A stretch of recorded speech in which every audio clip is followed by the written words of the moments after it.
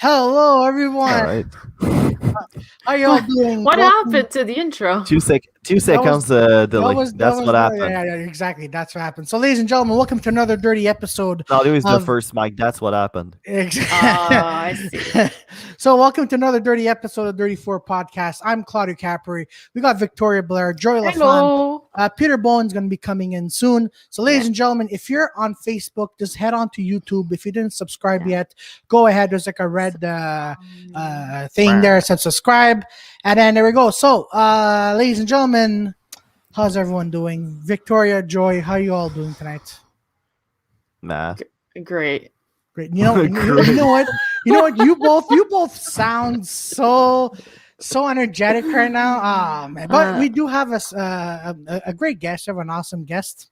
Cool. So who is it? Well, it's I'm gonna so be. Excited. Well, stop with that fucking thing. It's stupid. It's a stupid skit. We spoke to her. I like, know not, that's. not I later. know, Like No, 2 minutes but ago. I'm setting the tone. You know, It's I'm wow. dumb. You know, wow. It's wow. fucking dumb. It is. We all it know is, you know. It is exactly. So we have Brittany Drisdelle. Hello, everyone. People in the chat. So, Brittany, how you doing tonight? Wait, who's Brittany though? Oh my God! No, but you have to explain to people who she is. You can't just bring someone and be like, "There she is." Hey, you know what? How's about this? Sorry, Brittany. We have Just say like she's an actress. She's done a lot of movies. Oh my like, God! You know what? Guys. How do you know her? You know, because she's an actress and she's been in a lot of movies and TV shows, and now she's here. So where's now, she located? oh my God! I was just gonna get to it. You're like, She's live from I'm in your Saint brain. Henri, wherever it is, still in the red zone, so she cannot get out since half hours ago. exactly. That's pretty much it. And yeah, she's an actress. She do interesting roles in video games and TV series and fucking movies. Hey, check how hard it was. It's not even my first language. Exactly, Victoria. You have to mess April everything up. Massey said more of an explanation, please. Well, how's Yeah, about this? So Brittany, tell us a little bit about yourself, and there we go. Okay, well, thanks for having me here. I have no idea what to say. I feel like Just say we did a bad job at introducing you, but it's okay. no, I think you covered all the points. I'm an actor from Montreal. I'm still in the red zone. Yeah. And What do you do I'm for excited to be hobbies? here. We feel like this is a dating app. What is your I want to zodiac know if we're sign? compatible. You know? Yeah, What's your zodiac sign? What's your poor sign? guy. I'm an Aquarius. I enjoy long Aquarius. walks on the beach. Oh, If wow, you're a that's character good. of Good The start. Office, which one you are? Oh, wait, let's all guess together which one she is. I think you're Or from the two words I hear her say since the beginning of the podcast, I don't know. Let me What? guess. No, I'm I was kidding. gonna say Pam. Pam? Why Pam? Ooh, there's Pam. I don't know. I get Pam vibes. Well, that's a good trick. When you don't know any the person you're talking to, you can say like she's one of the main character. That's flattering enough, so she won't argue. Yeah, Pam's a good character. Yeah. Okay, well then, Claudio, what character do you think she is? This is the worst intro I've ever done in my life. Why? Fucking go. Oh no, it's not. Okay, Sadly, it's not the worst one. Go on.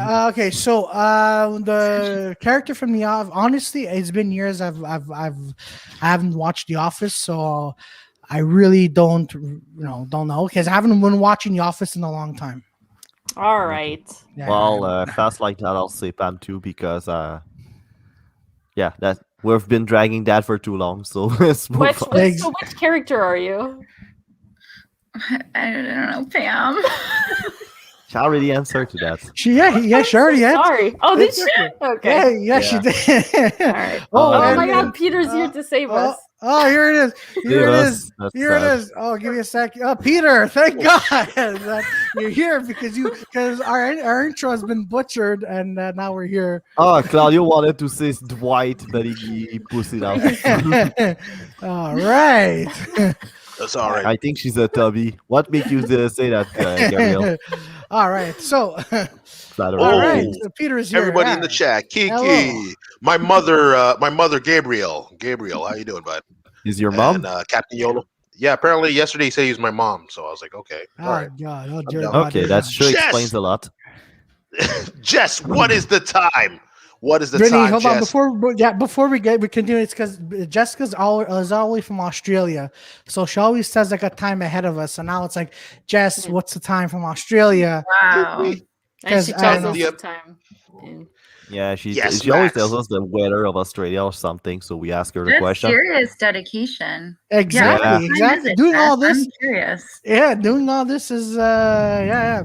Okay, yeah. Keza, we're gonna get into this, so we're just setting the mood a little bit. Hi, Peter. Yes. And I was about to say the amazing Brittany. How you doing? What's going down? The legendary Brittany. I heard a lot about you. God damn, you taking over Hollywood. It's all good. It's no worries. Taking over Hollywood. The Hollywood in Montreal. That's what it is. Exactly. So all right, so let's let's start with the question. Keza is like, so what's your what's your favorite role you've ever played in? Well, I mean, there's the John Krasinski.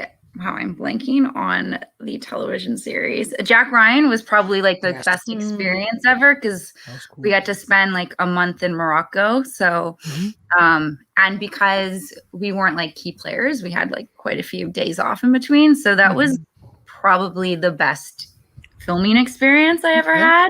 Okay. My favorite guest role. I think I'd say Barkskins, which is a Nat Geo show. Oh yeah. You Okay, guys yeah, heard of it? yeah. I saw it. It was actually really good. It was really, you guys. Well, I mean, y'all filmed that in. It was filmed in Quebec City.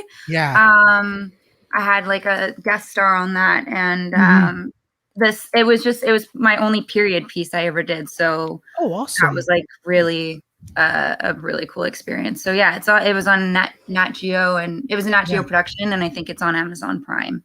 Okay. Awesome. That's beautiful. Awesome. Yeah, no. So, obviously, being an actress, so, how do you, get yourself ready to play, all these roles? Like, how do you, remember your lines and everything like that? I'm lucky that I can memorize things pretty quickly. I'm not gonna lie. But yeah, I don't know. I guess there's it's like trying not to think about it, I would say, is the best. You do your prep before, and then when you get there, just try to kind of let everything else go when you get in the room. But when you say your prep, what does that actually entail? That's what we want to know. You just read it out loud? Well, I actually went to school in New York to study acting. I went to the Neighborhood Playhouse, which is Robert Duvall went there, Diane Keaton went there. It's a school that I think was founded in the 1950s by Sanford Meisner. And he was a student of Stanislavski. So do you guys know who Stanislavski? He was this Russian. Absolutely not. Okay.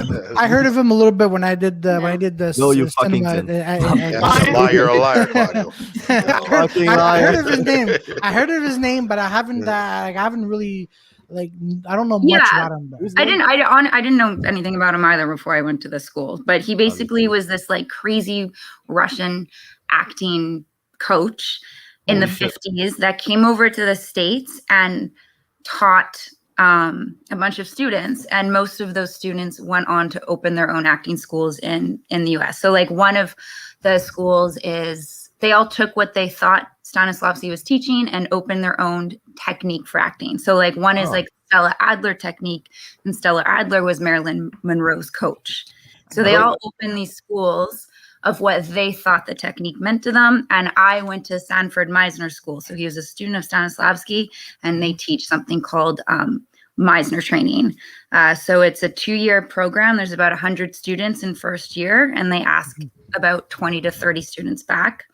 And they teach you this technique, which is like, it's going to sound so silly at the beginning, but you basically stand in front of someone and you make a comment, the first comment you notice about them, and you guys repeat that to each other until you have an impulse. So it's teaching you that acting isn't about the words you're saying, but the emotion that you're giving to someone else, to your partner, them taking in that meaning and then giving it back to you. So there's a lot of like crazy Meisner trained actors. But yeah, I mean, if you just look up the Neighborhood Playhouse, like their alumni is pretty nuts. Okay. Okay, that's cool. Okay. So That's basically the. kind That's of basically the- the. Yeah, sorry. I said sorry. So yeah. that's the background of my prep. I'd say is definitely Meisner. Okay. Oh, awesome. Okay. That's good. That's cool. And Peter, you were gonna say something? Oh no, I was about to say that was like in the digital world. That's like the YouTube chat box where they say the first thing, and it's usually like racist comments. So we're like, okay, no, we're like, no, it's okay, it's all right. All right, Meisner, calm down. Yeah, you definitely like it is crazy because it's all about reading behavior, and the teachers will like in your first year, in second year, you'll go up and you'll start a scene, and they're so good at reading behavior that they'll call you out and say like, what is the issue with your dad? Or like, What? yeah, they'll be like, why did you not feel loved as a kid? Or like, do That's you like original. Usually it's the mom. yeah. I don't want to do that then. That sounds It's scary. they basically strip you down to like any place you wouldn't want to go, and they tell it by like reading behaviors. So there's a student that was in our year that went home for Christmas and came back and told our teacher like, listen, I don't know if I should love you or hate you, but I went home and realized my parents don't love each other because I was reading, like, it was the first time I was able to clearly read their behavior to one another. Holy shit. Yeah, so it's a pretty... So he went to learn acting, and he went back to his parents to broke up their marriage. It's fucking awesome. So cute. What a good guy. The guy is living the dream. He's like, I just realized my parents are sleeping with somebody else. It's like, oh, okay, well, you know, this is what it is. He's It's writing acting. something. I like it. That's cool. I'm gonna use that. I'm gonna use that technique. That's pretty good. That's cool. All right, Peter, let's You want your parents to broke up? No, I'm just gonna like do the stare at people in the bus. Yeah, it's basically the technique is just watching people intensely. Yeah, no, sounds like what Jerry Seinfeld does with everything. Yeah, like observation to another level. Yeah, that's cool. That's really cool. Yeah. Wait, I don't know if you just compared my acting school to Jerry Seinfeld or not. Yeah. That's exactly Same. what I did. But instead of just focusing on like behavior, you observe like everything. Yeah, it's all about observing and then reacting to that, and it's basically like years of therapy condensed into like 2 years into an acting school, and then leaving and being like, "What the fuck did I just learn?" So, can I swear on here? Oh, sorry. Yeah. You can swear. Yeah, go ahead. Yeah, you can swear. You can swear. Actually, I don't know if you dare. No, I'm kidding. yeah, if you can see the comments. I don't know if you're on private chat, but if you go to the regular comments, you'll see everybody. Yeah. You can. There's basically no limits on this podcast. Exactly. You can say Yeah, whatever you you can say whatever. Joey says some wild stuff. Sometimes I wish we wouldn't. I wish we would have limits, but we don't. So, Brittany, like you've worked in like American sets and Canadian sets. Like, which one do you feel like more comfortable? I mean, any set. The biggest set I was on was probably the Jack Ryan set, which was, there's like a million pieces moving at once. So it was, it can be very intimidating, I'd say, to be on a really big set like that. Totally. Smaller sets, definitely. And I've been on sets with like, 5 people and done like low budget short films. Right. So you're definitely more comfortable on a smaller set, but at the same time, it's a lot more intimate, which can also make you feel a bit more vulnerable, I'd say. So sorry, I was going to ask 2 things. So 1, how is it working with John Krasinski? And 2, how is it working with Michael Bay? Oh, that's Claudio's hero. Because Michael Bay produced because Michael Bay produced Tom Clancy's Jack Ryan, which he filmed half of it in Montreal, and then the other half was in Morocco. So I'm just saying. Look at Claudio. What? So my episodes, I actually never worked with Michael Bay. I wasn't the directors for my episodes weren't Michael Bay. I think he directed the first few episodes of Jack Ryan, and I only came in episode 4. John Krasinski was also a producer, but again, like we didn't have any shared scenes with him because we're like held hostage, right? And he's back in the States figuring out.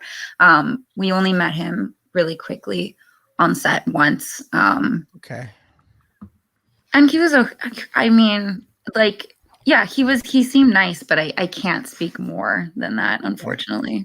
Oh well, that says a lot actually. Hold on, hold on. Talk shit on the guy, but he looks nice, and that's all.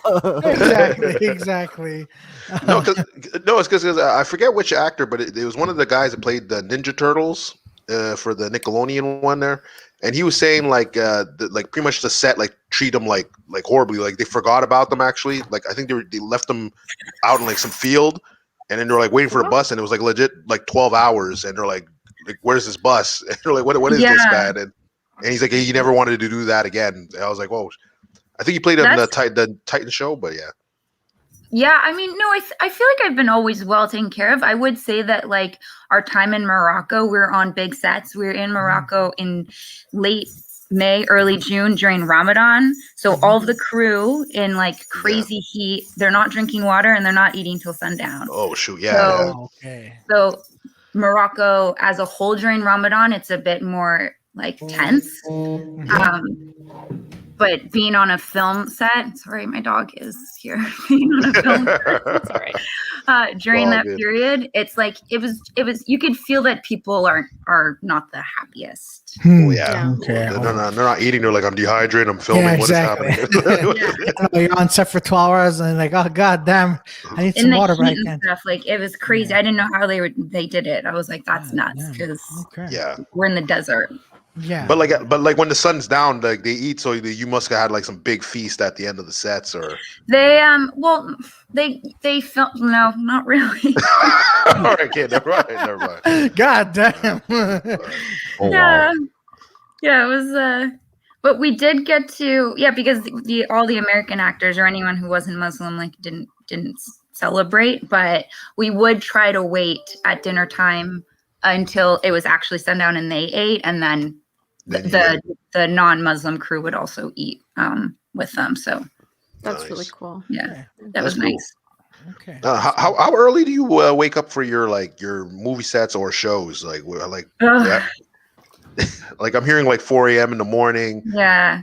Like it is like I think the earliest I've woken is probably like 4 or 3:30 in the morning, which is and then the whole night before you're really terrified that you're gonna sleep through your alarm because who wakes up at 4 o'clock in the morning? So you just like don't ever sleep when you have early calls like that, or at least I don't. Yeah, no, because I remember because when I had to go on film set, we had to be on there for like 4:30 in the morning, and it was 1:30. I'm like, and I'm completely not wake up, just be there at 4 in the morning. Yeah, no, you basically like get out of bed, zombie, get into a car, go to set. And what they used, which they've taken away, but it used to be if you were like a series regular on a television series, you would get a pickup, you get a driver.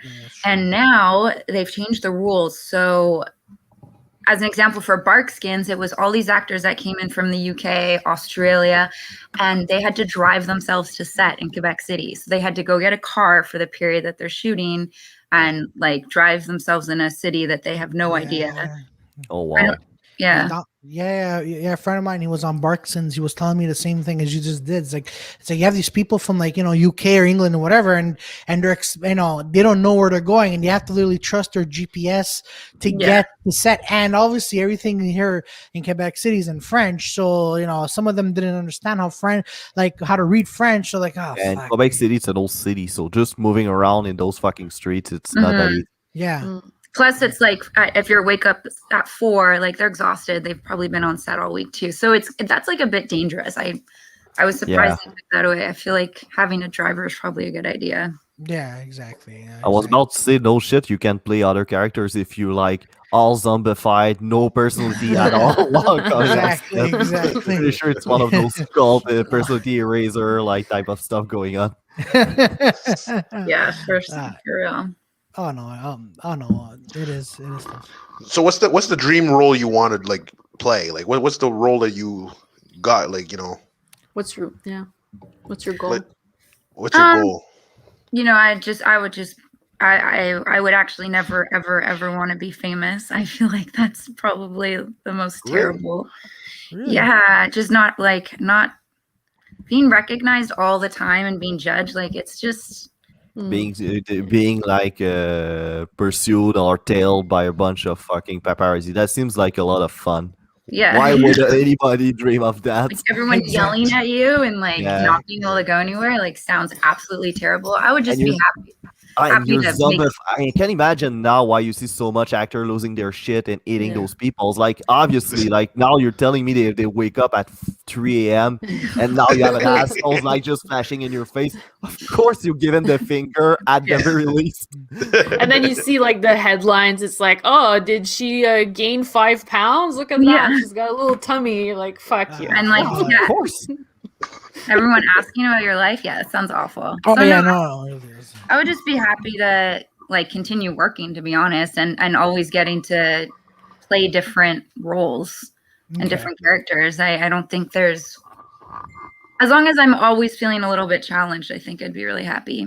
Okay, yeah, no, because that's why. Because it's interesting. Because I was watching an interview with Anthony Mackie, and he said, you can either be a working actor or a celebrity. So Mhm. working actors, like when you get roles for everything, and a celebrity is like, yeah, you're known for one or two things. So when you said like, oh, like I don't want to be known, like, oh, in my mind, like, oh, okay, I know. So going to working actor route, right, where you're doing a very big movie one day, and the next day you're on stage, you're Doing a commercial, yeah, or exactly. voicing, like, yeah, I think I'd much rather have that than.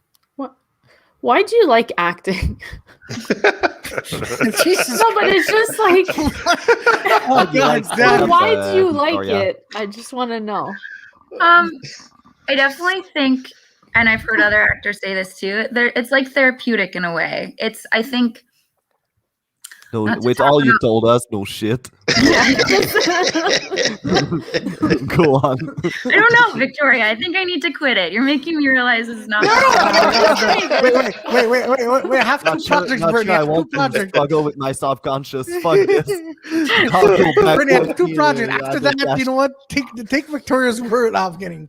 but like when you're acting, what happens? Like, Yeah, what do so- you... I definitely think, again, I'm going to go back to like my theater training days when I was at the Playhouse, because our teacher would always say, like, if you and your sibling remember a moment in your lives, the actor is going to remember it differently. They're going to remember it more intensely because we like emotions. Like, and if you've ever dated an actor, you're going to be like, yeah, you're fucking crazy because like you're so emotional. But we definitely do. And I think we just feel them a bit more. And so acting is a way to just get them out. And it feels really therapeutic. So like sometimes if you go have an audition and you're getting to live all of these emotions that live inside of you and kind of getting them out, like there is this element of like it being really therapeutic. Okay. So Okay. my fiance notices when I don't have an audition for like a few months because he's like, you're going a little crazy. No, we don't. So like speaking of auditions, and I think this is gonna be a repetitive question, but I want to ask anyways. So like, because I've been looking at a lot of like self audition tapes, what to do and what not to do. Can you just explain a little bit like how you do your self tape auditions? Yeah, for sure. So I'm going to assume everyone knows what a self-tape is, but it's basically an audition that you're sending in now because of COVID. Mhm. You did them before too, but they weren't nearly as popular. And it's a scene that you're shooting. They always recommend doing it like in front of a blank screen or canvas or whatever, and you're acting out a scene. I guess self-tapes are good during COVID because you're not in the room. There's not that pressure. You can do the scene 3, 4, 5 times and send in, the version you like the best. Whereas when you're in an audition room, like you have a time slot of how long you can do that audition, right? So you're not getting 3 or 4 takes.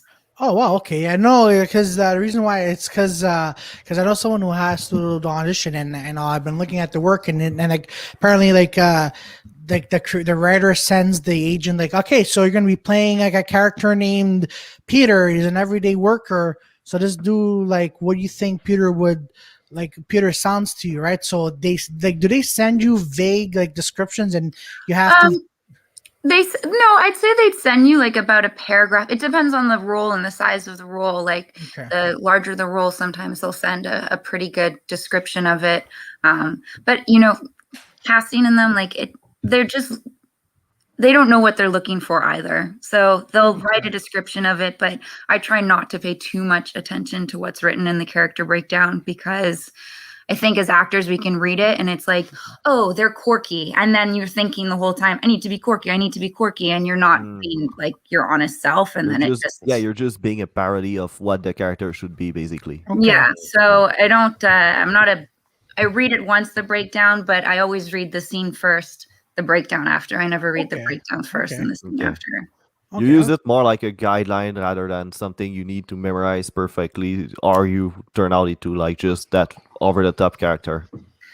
No, it's like all the characters should be within you. So if you feel like you're not being yourself in some way or truthful in some way, then that's you're interesting. probably off the mark in terms of, unless you're doing a caricature for, a zany film, like unless you're in like a crazy comedy, but most of the time and even then I think you're still being pretty honest when you're because even comedy, if you try to be way too much over the top, that's good. It's just going to be fucking cringy. Yeah, exactly. So it's all about it being like cringy and watchable. Like sometimes when you're watching something and you're like, I don't know, like you don't know what's wrong with what you're watching, but you're just not getting it. It's probably because the acting's bad and you're not fully realizing that right away. Or it could be the story. It could be the script too. It could be like. But even bad scripts, like you can still make a script good. Being a good actor, you can't say. I don't know. Star Wars, like the episode 2, episode 3, like they were good actors, but even with that kind of script, there's no way you can redeem this shit.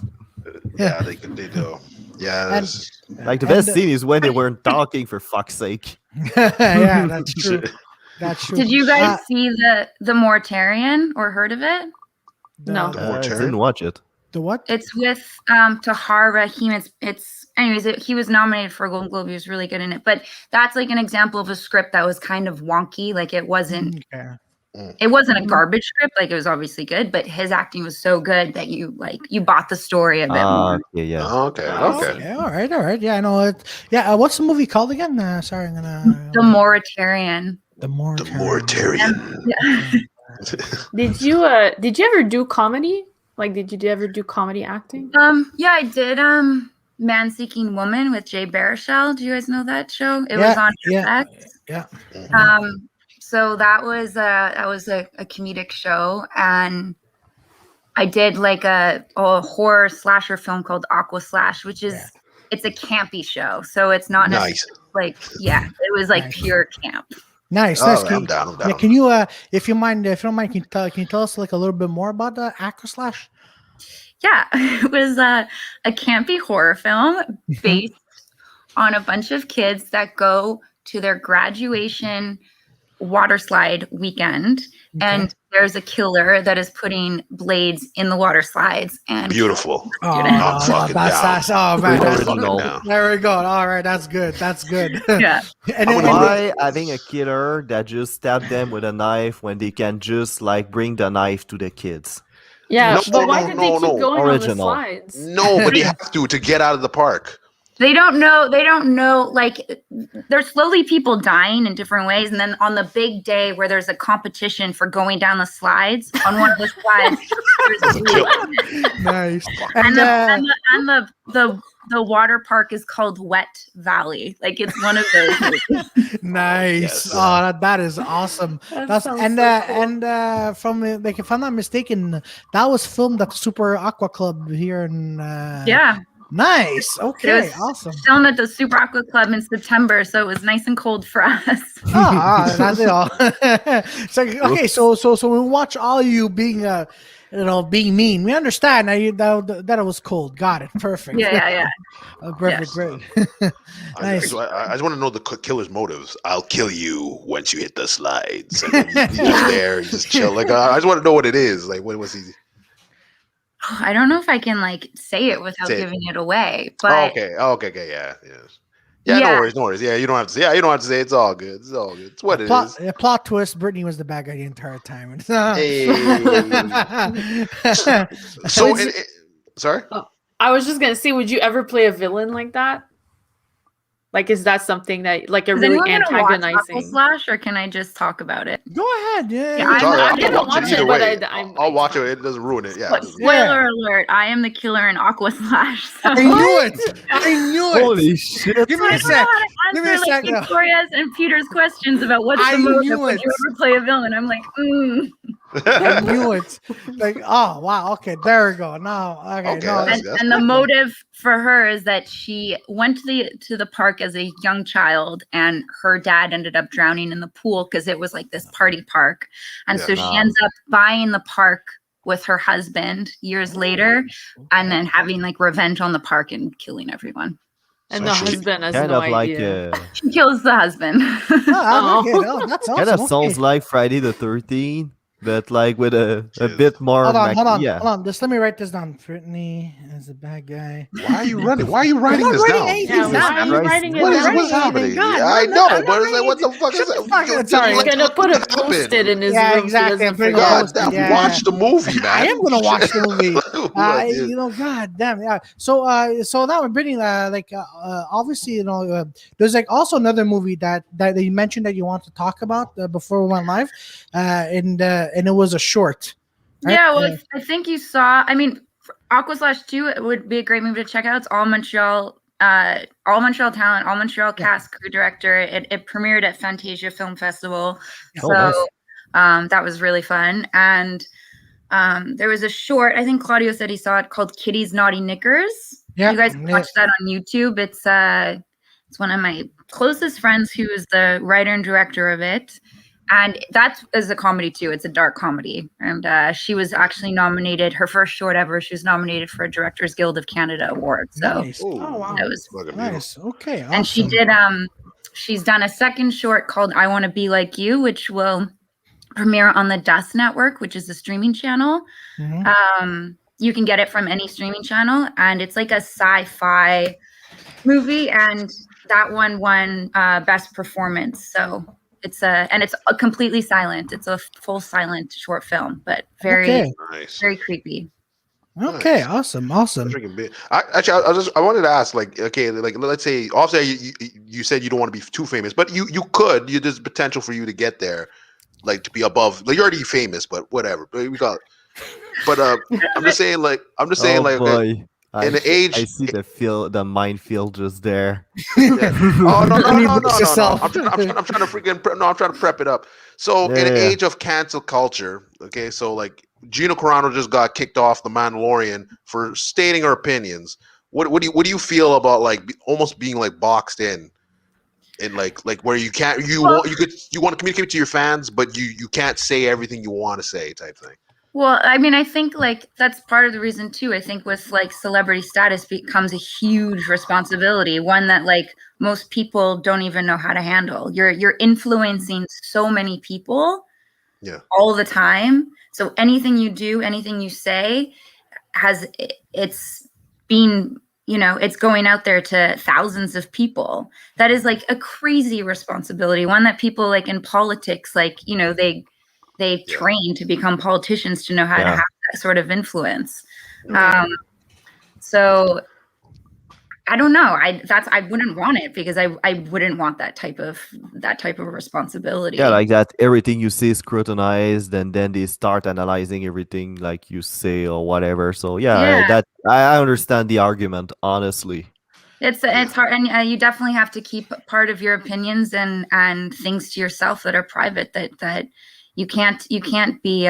You still need that screen. I think with social media and stuff, it's like that screen between a celebrity and the audience is really thin now. Whereas before, in like the 1950s or the 60s or the golden age of cinema, like being a celebrity, they were so like you couldn't touch them. Yeah, exactly. Yeah, they didn't have that much influence, and even like they were all like on drugs and like doing crazy shit, but they didn't know about that at the time. Yeah, nobody. Yeah. So, yeah, it's crazy. Yeah. Cancel culture is a crazy. It's a crazy thing, and it's funny in the 1950s because they're probably the ones doing the drug stopping commercials, like don't do drugs, and then just doing the line right after. It's like it's like God damn, man. Yeah. But smoke and mirrors is gone, basically, I think, from the industry now. There's no smoke and mirrors left. Oh, okay. So you were mentioning something about golden, the golden age of cinema. So which like actor or actress motivated you to become an actress? Well, I actually got into acting when I was 10. So it was Pippi Longstocking and Annie. Hey, Pippi Longstocking. Nice. Okay. Awesome. But as an adult now, like I really like Julianne Moore is one of my favorite actresses. Yeah, and Julianne Moore's good. I think she also had a really great personal private life.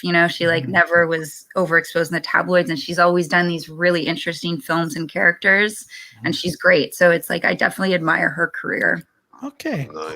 Cool. You know what I do? I'd have like a versus, like I'd bring back like the old cartoon shows. So I put like Pippi Longstocking versus like Clifford the dog, and it'd be have the little girl, and it'd be like what am I gonna do today? Or what's her name? I forget the line she used to say. Pippi Longstocking is what can I do today? Yeah, what shall I do today? Yeah, what shall I do today, or something like that. And then they just clash, and it's like violence. It's like a rated R, and then freaking.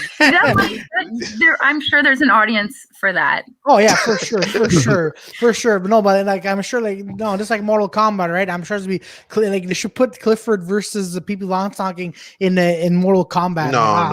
Oh, come on, it wouldn't fit. Look, you can't put ninjas and girls with.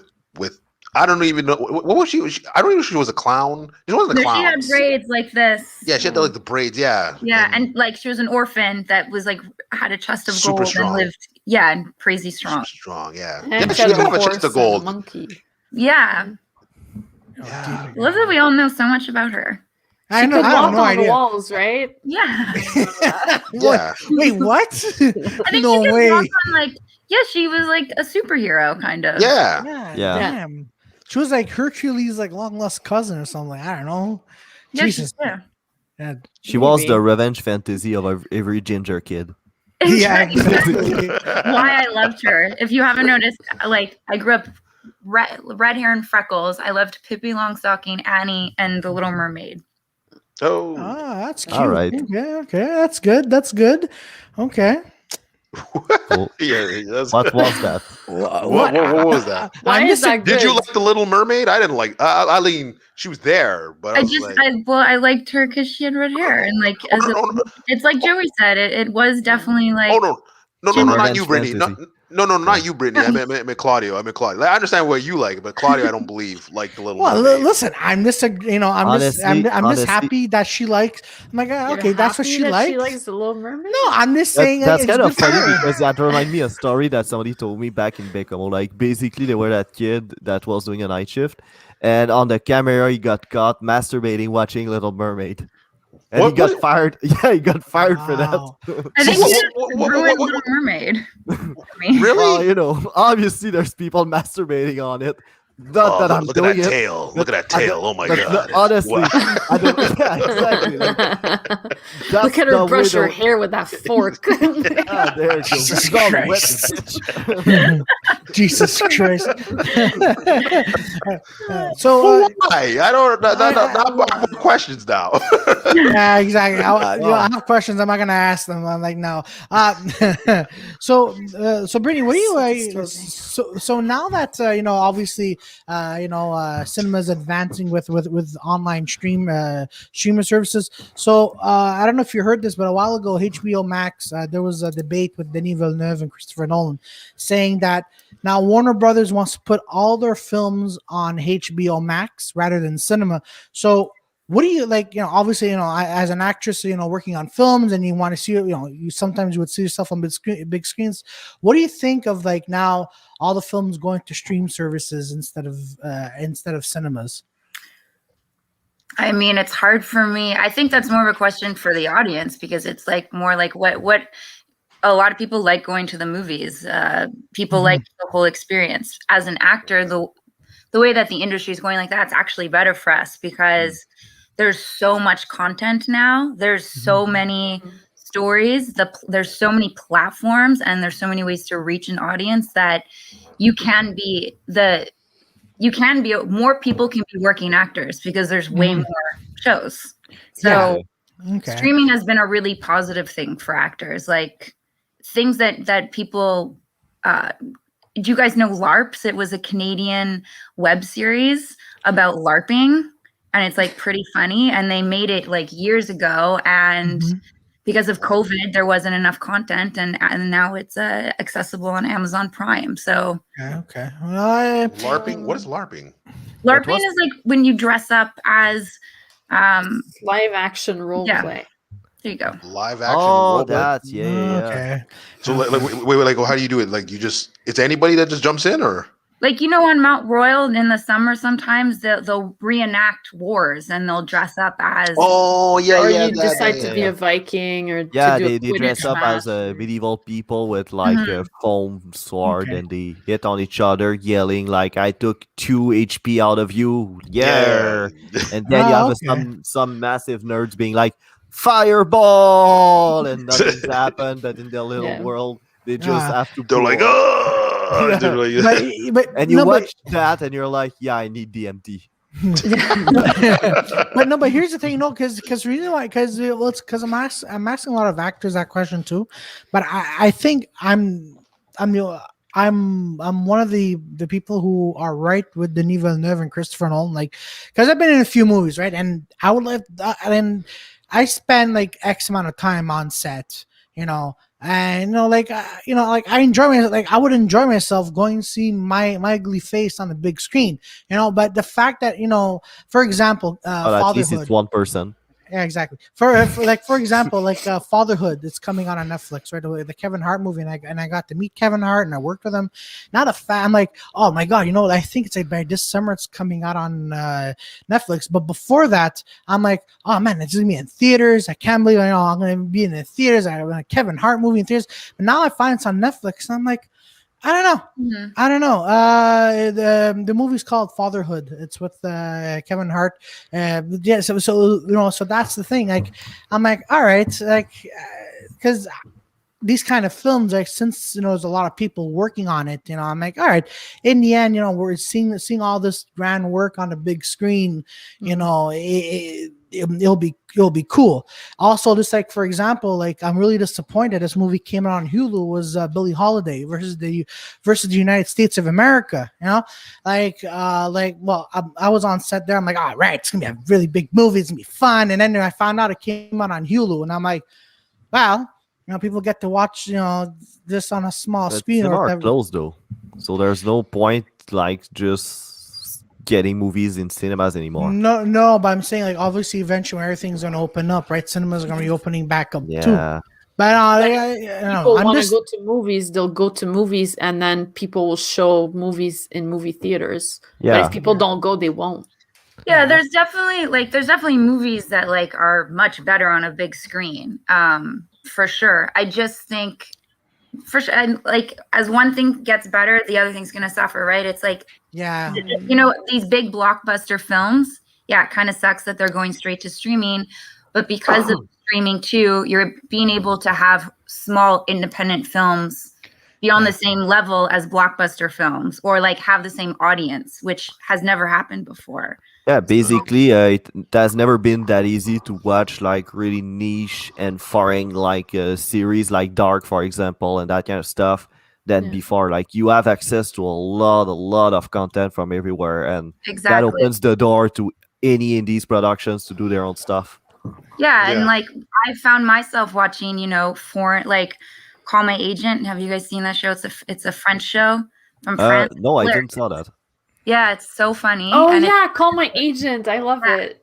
And like, I don't, if we were watching cable TV, there's no way I would have ever seen this show. So no, definitely not. Oh wait, is that that thing with where there's spies in the 50s? No. It's where it's in an agent company with like managing artists and stuff in France. Oh, sorry. No, it's not the same thing. Sorry.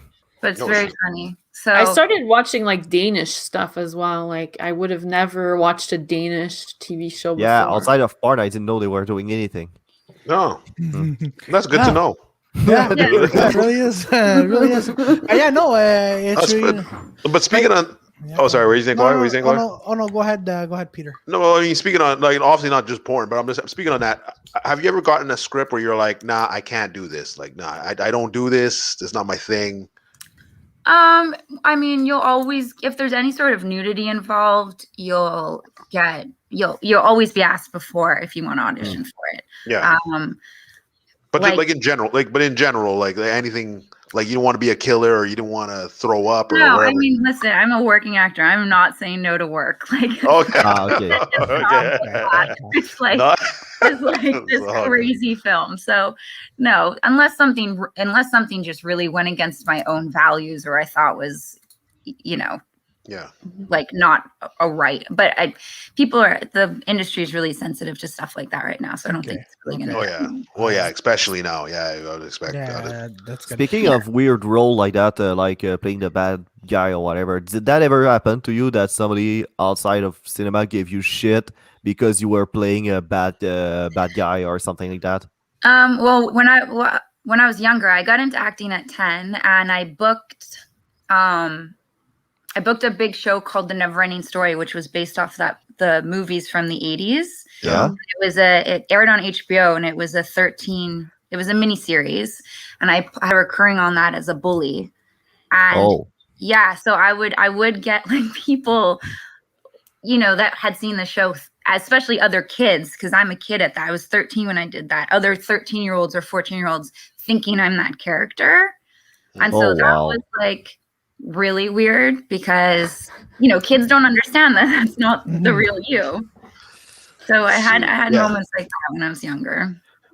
It's funny because I remember the guy that played Joffrey in Game of Thrones. Like, people actually thought he was the character, and they're like attacking this guy. They're like, "Why'd you kill freaking Ned?" He's like, "I don't know who you're talking about." How come you're not in jail? No, that's actually... You're shooting crossbow at woman. I'm going to call 911 on you. It's true. He did say he had a really hard time with everyone like hating him, basically. Yeah. But he actually did a really good job at it. I'm like, all right. Like I wanted to go into Game of Thrones and punch him in the face myself, and I don't care if I got an arch in my head. Like that's how annoying. I think you would care. I think you would care. Oh yeah, you would. It's a fictional world. But yeah, no. Just before, fictional or not, that's good. The pain is gonna be real. But yeah, I just want to go to Captain YOLO for a second because you brought up a good point. It's like, yeah, nothing replaces the pure joy of being there, like in the cinema where Captain America kicked Thanos' ass to throw his hammer. Yeah, no, there's that too. Or watching. Okay, we're not going to bring this up, but I was talking about Star Wars. Totally. But I'm saying, but now, like, Disney Plus, like, they're having like their own shows, like, is watching that new Winter Soldier and the Falcon show, is that going to be just as good as Endgame, right? Is it going to have that same nostalgia? So, I get what, like, for Aquaslash too, it premiering at Fantasia and being in that audience with like huge movie nerds that they love like campy, dark, like funny films. Yeah. It was the best experience of my life. They're like, they had all these things. Like, I didn't know that you're supposed to meow at the, like, Fantasia has the best. The applause, they laugh. Yeah. It's like, it was like, it made the movie a million times better, and it made me watching it like a million times better because it was such a fun cinema. So yeah, wait, the meow, like what do you mean the meow? Yeah, Fantasia audience are the most annoying but fun people you could watch a movie with. Like, They're for not example, annoying at all. They're fine. Oh no, like there's this one part, like I went to go see a drama at Fantasia Film Festival. I can't remember what it was. It was a good movie, but then someone was dying and everyone was quiet, and the character, like the audience were like, you could hear them crying, and someone yelled, "Ha! He's dying!" I'm like, oh, what the fuck? But I'm saying, like, Fantasia audience, like you're right. Like, they make you enjoy the film, so when you're saying like about Aquaslash, I'm like, oh wow, okay, they especially when they saw those killings in the tubes, I'm like, all right, I could see their reaction. It's fun.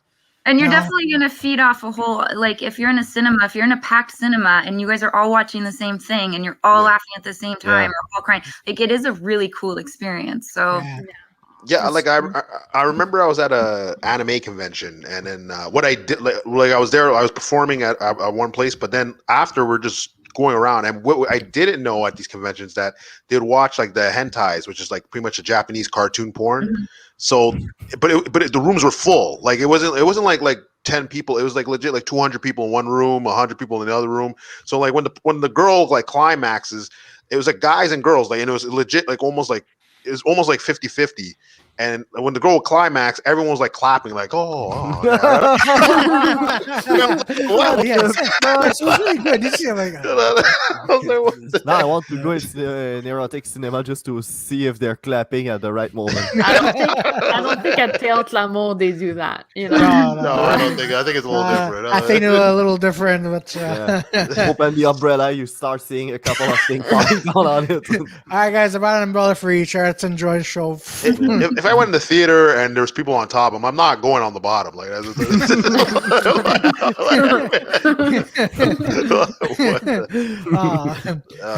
but yeah, it was interesting to see that. I was like, and then just in regular movies too. Like I remember in Spider-Man 3.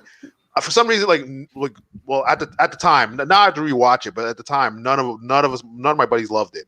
And then at one point he's doing the dancing thing, and then I guess Tobey Maguire slapped Mary Jane, and then everybody's all like, "Yeah, do it again," and then everyone's just laughing. I was like, "What the heck is happening?" Yeah, it like the audience will like definitely form your opinion of the film sometimes, like how they're all reacting. Yeah, 1,000%. Yeah, I remember once I went to see Rambo, and like I hate those movies, but I went with my boyfriend, and it was. Because he wanted to go, and I'm like, okay, let's watch a movie you like. And like the whole theater was packed with teenagers, and they were reacting so strongly to everything that was happening. Like to me, like when he pulls out someone's throat, I'm like, that's not. But they were like, oh my god, he just did that. It's crazy. Like, I'd be doing that. I went to see Les Miserables when it was in theaters, and I legit had a guy next to me that would sing all of the male parts. Oh, oh boy! Like, I was like, awesome. Oh god! That's oh man! But remember the giant penis? What you're talking about? Yeah. No. Because at the hentai thing was because here's the thing. When I did my comedy show, I did like the kind of like the Goku spirit bombs where I told everybody like put your hands up or whatever. So like for hentai purposes. So then when we went in the theater, the girl's climaxing, and then everyone starts putting their hands up, and we're like, "What are you doing?" I was like, "No." It was like 200 people putting their hands up, but then there was like this giant penis that was like a balloon penis, and then everyone was like shooting it all over the place too. So it was just and then they had security guards to like they would light up the seats. So in case anybody's masturbating, they can't masturbate in the theater. So they'd be like, "Okay, put your hands up," and then they put the hands up, and then it was guys, we're freaking Brittany out. I'm sure Brittany wants to come back. It's the masturbating police.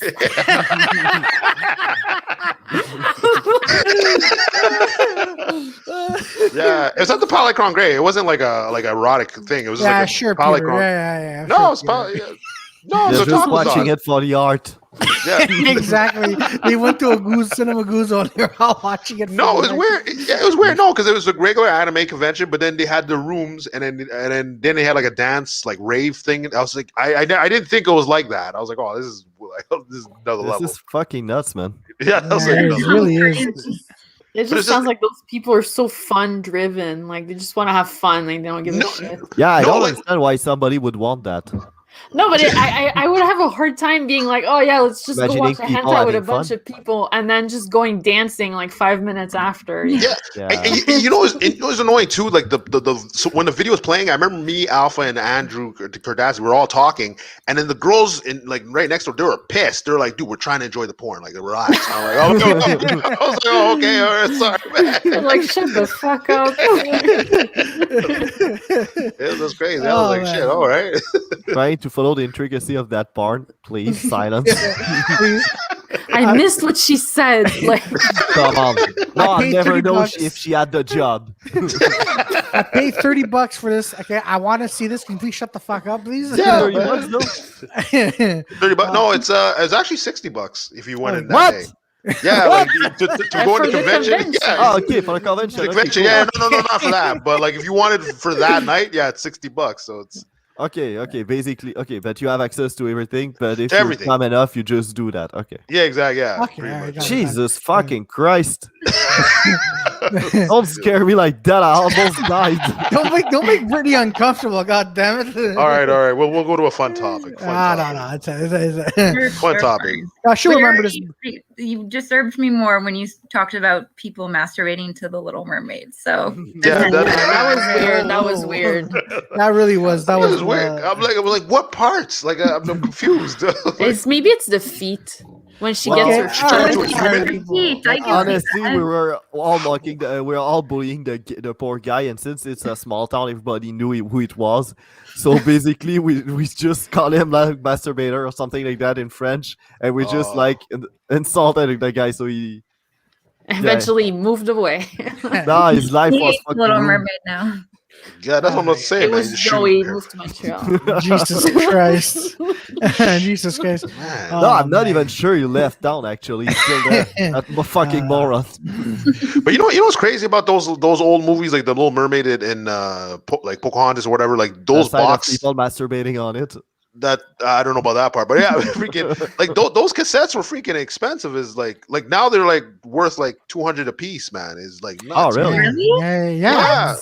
Yeah, like Yeah. if you get the one in the white box, like the white plastic ones, Oh, yeah, those ones are like 200 and more. Oh shit! I didn't know that. I I would have just skipped the threw Lion away the King. box of those. Really?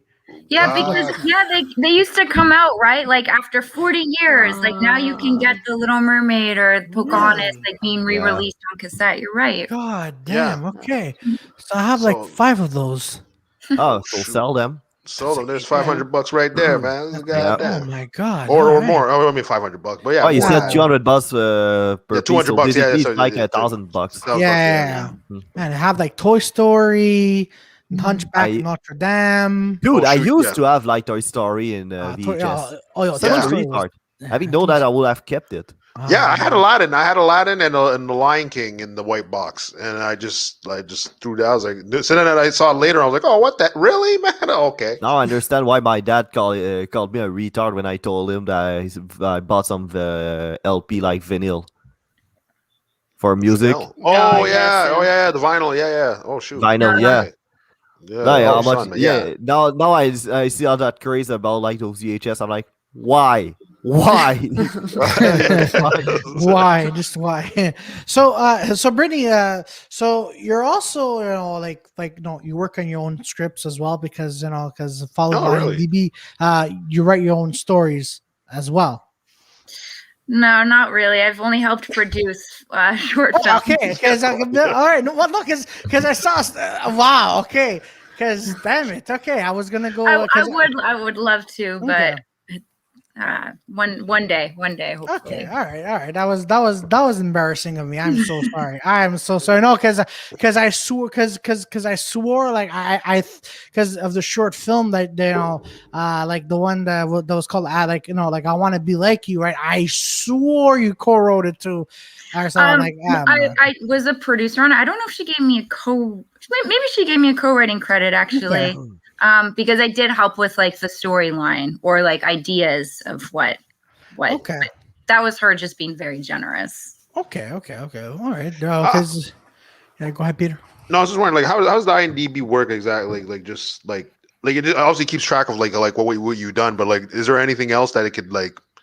IMDb Pro actually like has a star system, Mhm. so like you have a rating Oh, okay. as actors. But it's not like legit. Like basically, I mean, it is legit, but it basically sees like how popular you are on the internet, and then you get a higher rating. But as an example, I think there was this extra who was like in The Walking Dead, and she murdered her husband in real life, and her rating like went super high on her IMDb. It Pro. went. Wait, hold on. Wait. I was on Home Alone and I slipped on a banana peel So does my rating go up or does like nothing? No, like you'd have to like if you sued Home Alone afterwards and then you were all over the news because you sued Home Alone, then like your rating would go up. It calculates how popular you are on the internet. So this girl who killed her husband was like all over the news, so her rating like went shut up. God damn it! I fall on a banana peel. Fuck. So basically, you'll have to make them believe that all your brain damage that was after the banana peel.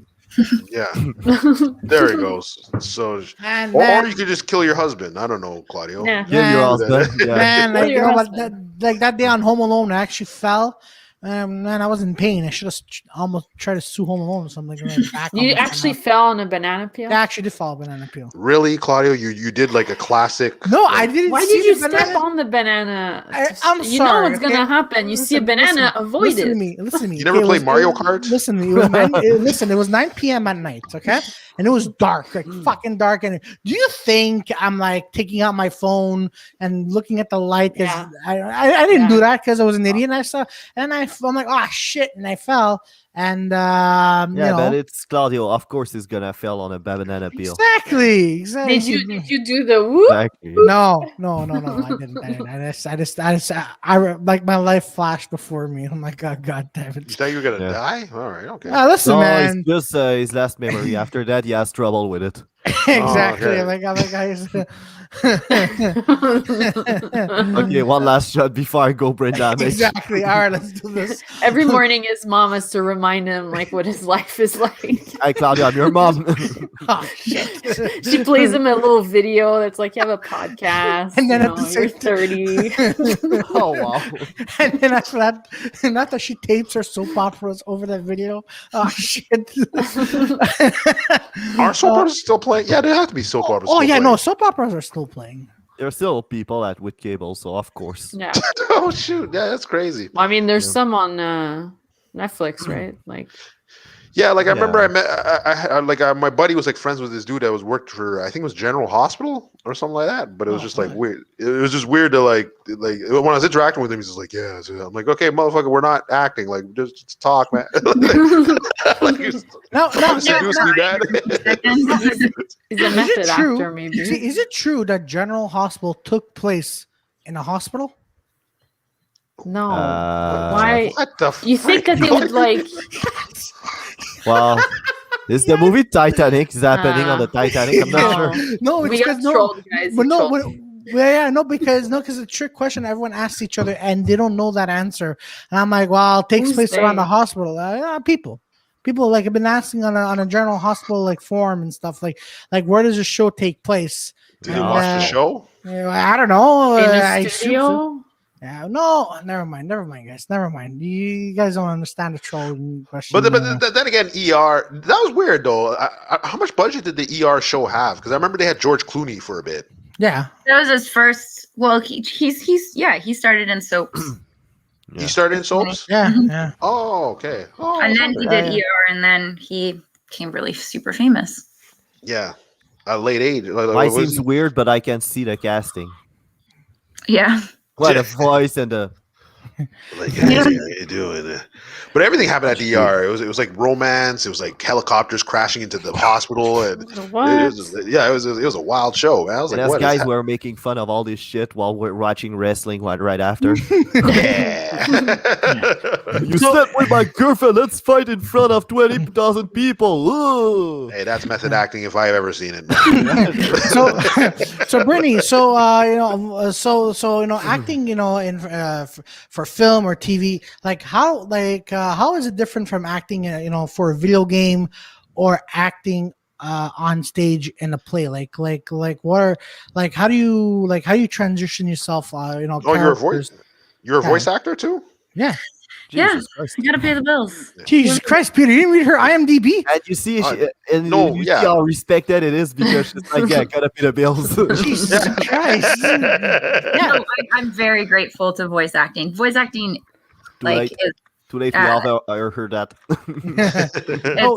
It's been like one of the big things during COVID. So nice. What? For people who are watching, what video games? Voices did you play in? What characters did you play in? Yeah. So the recent Valhala game I was in, and I played like a an evil witch sister. Okay. So that was fun, and it was like it was like a British accent. So can you do it now? No. Don't force her. She's embarrassed. Don't force her. Nobody's forcing. Yes. Her. Oh, and Stevie. Yeah, Brittany, don't do it if you don't want to. And Tom Sins, man. I didn't even say what's up, man. What's up, Tom? So and Alpha. And you were also in Tom Clancy's video game. You were in Ghost Recon with John Bernthal. Shit! Breaking Point, eh? Nice. I just bought it on Stadia. I'm going to try to play it tonight. What are you playing in it? Yeah, which character do you play? So I play an ex-military who, I mean, it's a very complicated storyline. And the thing with working on these Ubisoft games is like they don't tell you anything. They don't tell you the game. They don't really tell you the storyline. So you're just kind of showing up and doing these scenes, and you're not fully understanding because it's such a huge world, right? So they can't tell you like. And now the ending are always kind of open-ended, so you never know exactly like how it's gonna end. It's really generally in terms of like what the player's doing during the game. Yeah, exactly. So sometimes you like don't meet players if you don't go down like a certain thing or go. So it was so she was an ex-military, and I think she worked for the government on the evil side and ends up coming and joining the rebels. Cool. That's cool. From what I understand. Okay, so you try to avoid those fucking leaks, eh? Yeah. So you basically play Anna Becker. So yeah, that's my character name. Okay. And then actually, what's really like, I'm gonna ask this question: is it related to Kate Becker from Jack Ryan? Because Becker. Yeah, that's crazy that you saw that. I've never noticed that ever. Basically, I have the same last name in Jack Ryan, Ghost Recon, and Tom Clancy's Jack Ryan, the TV show. Because I was reading some books, right, of Ghost Recon and the character you play, like Becker's in there. So then at one point, they're both in the same world. So I'm like, wait, there's same universe. Is Brittany playing two characters there? I wasn't sounding that creepy, but I'm just saying, like, oh my god, like what a coincidence, you know? That's a really I've actually never noticed that. That's a really crazy coincidence. I mean, I don't think they are related at all. One was like the character in Jack Ryan is a Doctors Without Border doctor, but weird. Okay. Yeah, it really is weird. And for the last Tom Clancy game, did you ever meet John Bernthal? Yeah, I got to have a few scenes with him. He was a really, really nice guy. Really? Huh?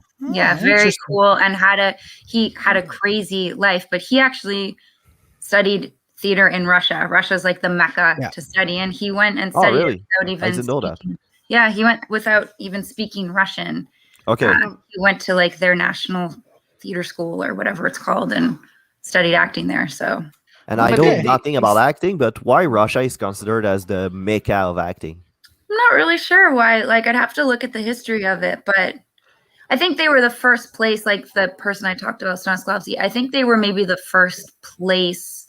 They have a crazy theater acting. I think maybe they were the first place to think that there's like a method or a technique to acting, but I really don't know.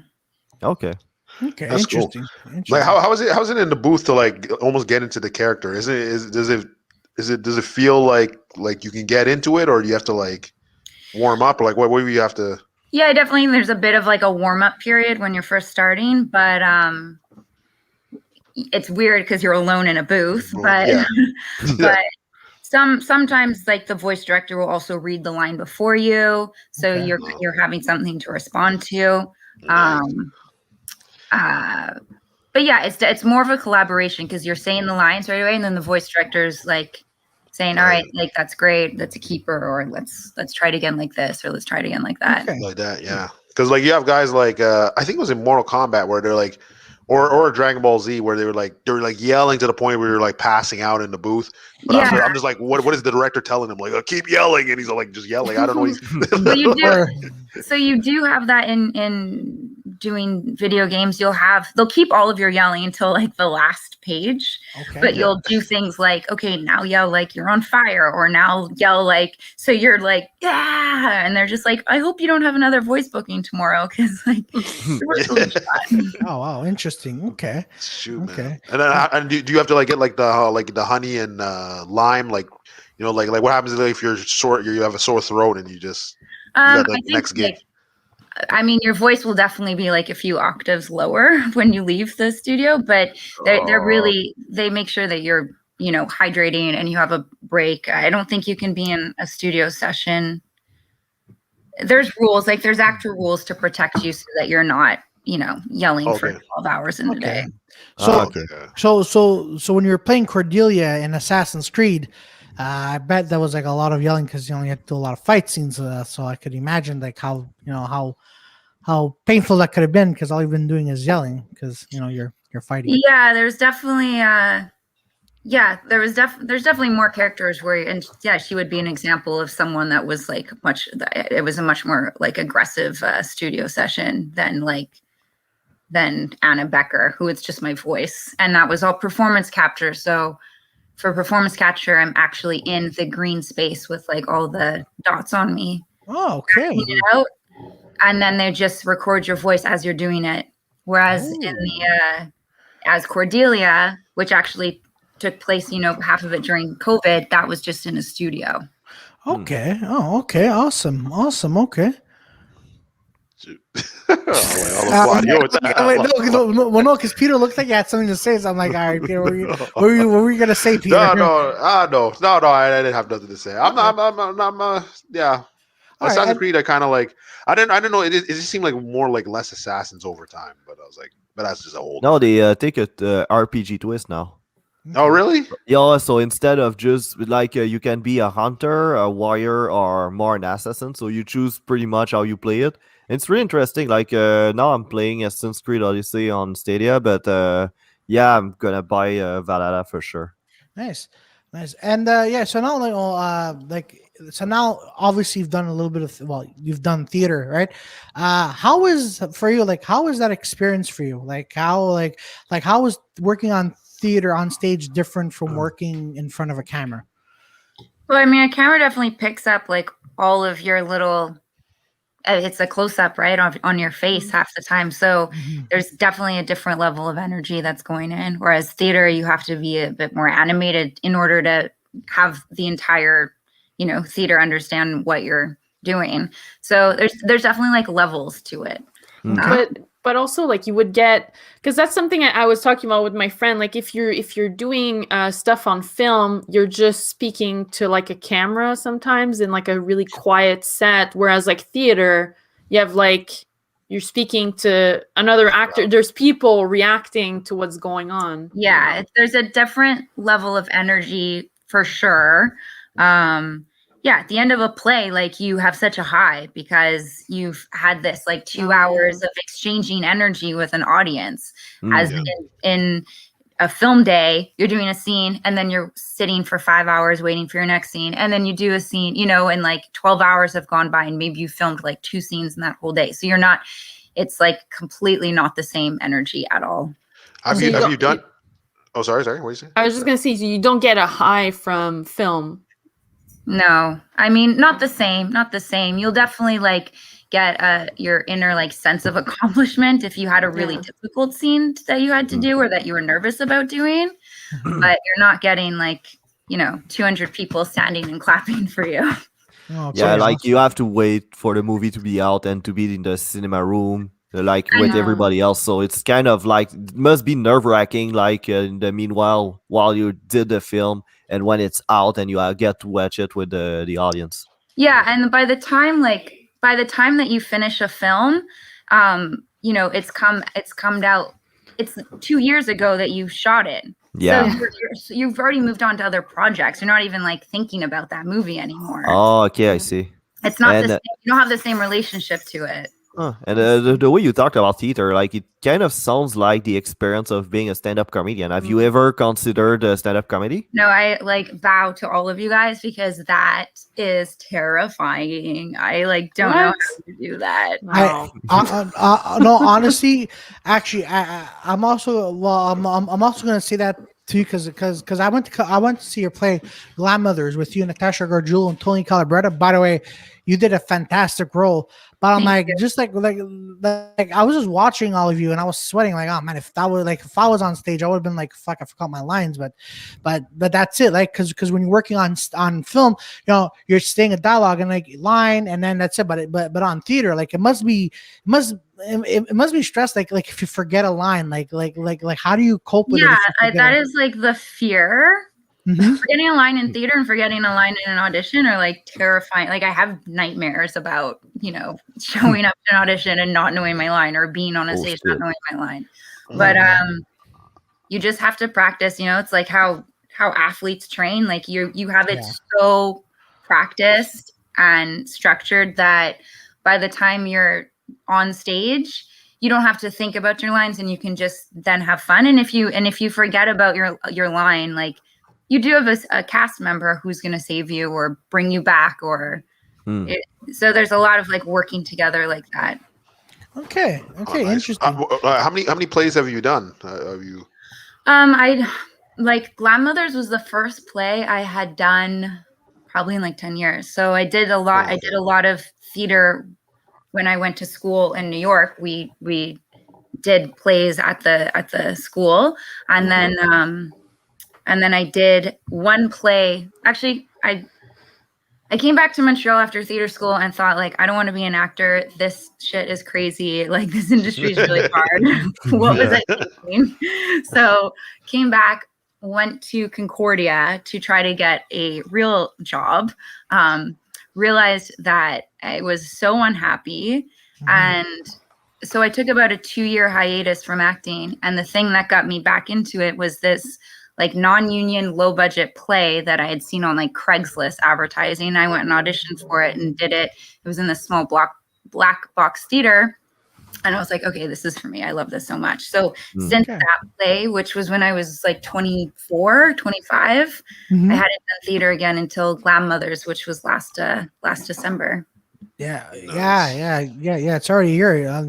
But so how? So I'm just curious. So how is it working with Tony Tony Calabretta? Because I've worked with him and he's a super nice guy, but he's just like this intense guy. He goes, all right, guys, we gotta no, you should be singing a line like this. Is that what I'm like? Yo, man, what are you like? I didn't even start my line. Like goddamn, like how like he's like I know he's a nice guy, but I'm just wondering because how was him working with you? Like how was you working? No, he was great. I mean, he wrote the Grandmothers too, so he was obviously more like attached to it, and there was a lot more like an emotional attachment to the script. But he was great. I mean, like I had never been around that many Italians in my life. He would bring like his homemade wine for rehearsal. Like we had cannolis every day. I was like, what is this?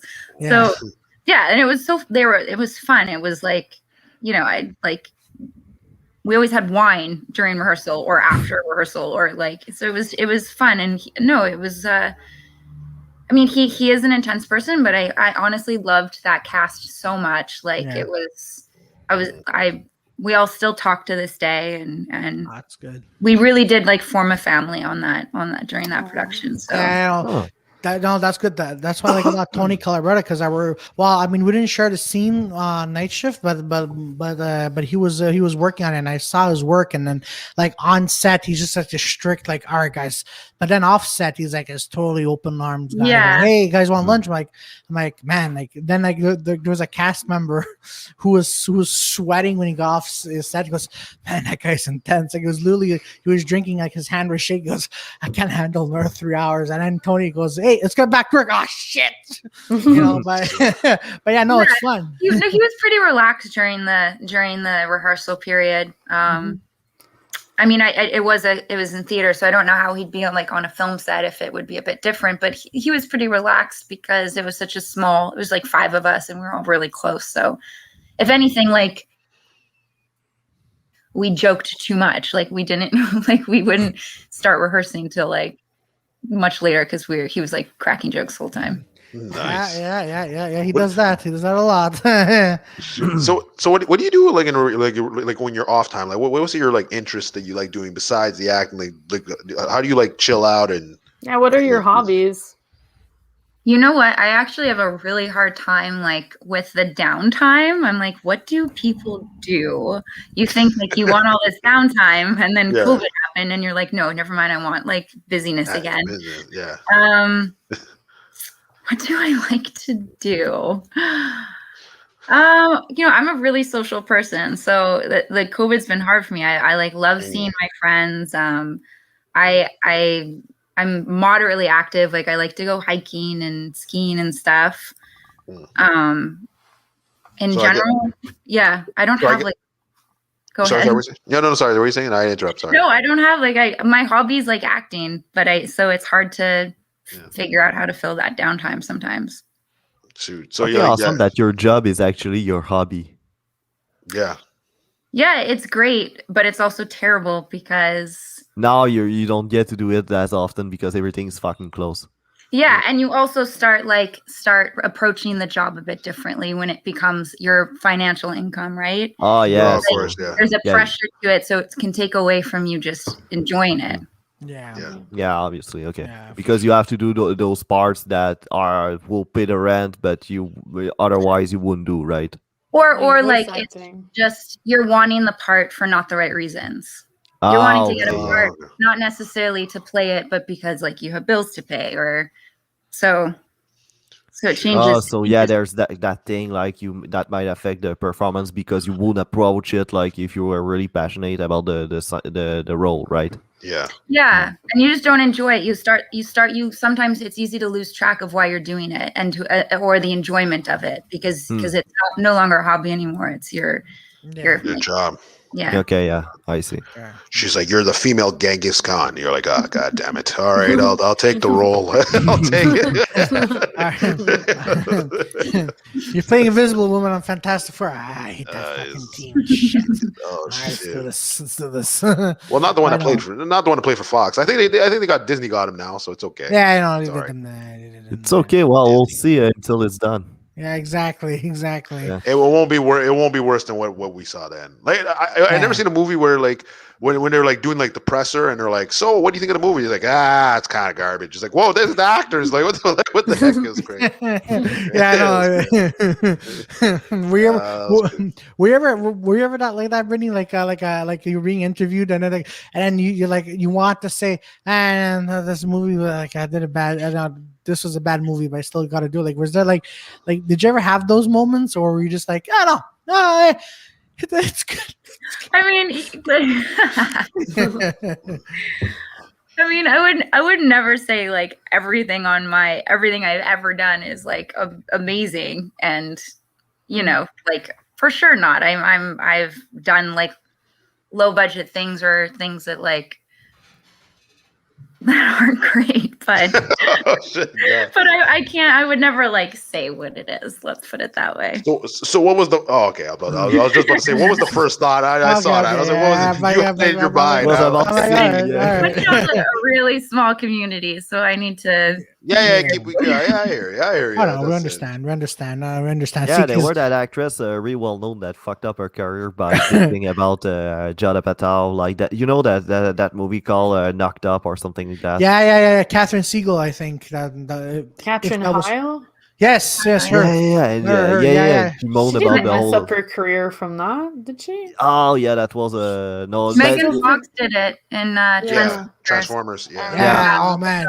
But then everybody hated her anyways. Yeah, no, it's because you get the ticket, like you're tough to work with. Yeah, exactly. Yeah. People were like, "Oh, she's pretty and she's like bitching, so she's diva," Yeah. I know that's I was wondering, have you ever had the fear of being typecasted? Like you just did a role and you're like, "Oh shoot, like this could like ruin me for like the rest of." Let's say like with the Power Rangers, they came in, you're like now they're only Power Rangers. Like they can't do any other. Right. No, I mean it's one thing that I would never do. like reality TV, like, because I'm like, there's like, where if you become a host, there's an audition to be a host on something or like a reality. I'm like, no, because I feel like it's once you do that, it's so hard for you to like get out of that or for people to not see you as as a whole. Yeah. A personality, I guess. Yeah. Okay. Well, I mean, look, talking about with John Burtnell, right? He did a good thing after leaving Walking Dead season 2, right? Because look at Andrew Lincoln, he was there until like season 9. Yeah, season 8 or 9. But after that, man, The Walking Dead, Andrew Lincoln, he played the Rick Grimes, and then it was so hard for him to get a job after. I'm like, because But he stayed for the whole thing, Rick Grimes. Yeah, 8 seasons, and now there's like 12 seasons going on or 13. But I think it's a movie. Yeah, they're gonna do a movie after that, but like no, they killed him off. But like Andrew Lincoln was saying in an interview, he goes, it's hard for him to be getting a job now because he's typecasts as Andrew Lincoln. Yeah. Who's Andrew? Oh my God, he's Rick Grimes. The main character. Well, what was the guy that left in season 2? John Burtnell. He left season 2. They killed him off. That's Shane. He played Shane, but it was successful for John because he did other projects after. He got work right after that because Walking Dead was getting the buzz. You know? Yeah, but now he's leaving the show when it sucks. So it was like with the. Yeah, it's hard. Yeah. It's tricky. It is. You don't know if you're gonna get work again, so. Yeah, exactly. It really is. Can you imagine if you are an actor like playing in Game of Thrones, but you didn't read the book, and the first thing you know really fast is anybody can go, so how stressed you must be. Yeah. Oh yeah. Well, actually, you didn't read the book, but you're there until season 6, but you expect to die every fucking scene. Well, actually, there was a thing because Dominic DeRosa was telling me this about The Sopranos, right? So David Chase, who's a creator of The Sopranos, would call up each actor and say, "Listen, we have to talk," right? So then everyone would know if they got to talk. That's when they're gonna get killed. Killed off The Sopranos, right? So like, because I saw in an interview, Steve Sherpa was on Joe Rogan. He was saying, he goes, David Chase literally said, let's go have a talk. So it's either you're gonna become a main character or he's gonna kill you off. So every episode for each season, everyone was sweating. It's like, oh fuck, am I gonna die? That's kind of like method acting. They kind of like put them in a situation like it is in the mafia. Like, we have to talk. That can mean you get killed or you get exactly. Have some wine. Like exactly. That's how it was in Bad Blood too. Like apparently Kim Coates was like nervous. Goes, shit, man. Like I remember one of the Game of Thrones guys. I guess he was getting he's on season 3, so he's like, all right, I'm good. So he started buying a house, started like trying to get other cars, and then all of a sudden they're like, you're dying at the end of the season. He's like, so cancel everything. And he's like, oh fuck. It's like too late. If I could cancel all his purchase on his new credit card. It's like Ned's dark. To go into that like method acting thing, in There Will Be Blood, Daniel Day-Lewis is a known method actor. Like he does not leave the character.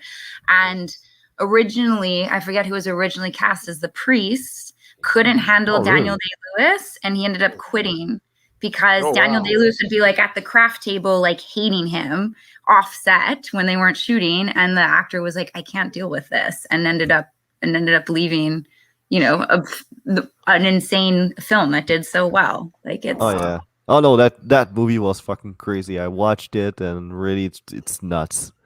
Yeah. I heard Jared Leto's the same way too. Like I heard on set he was like giving like dead rats or something. Yeah, I heard that too. When he played the Joker. Okay, come on.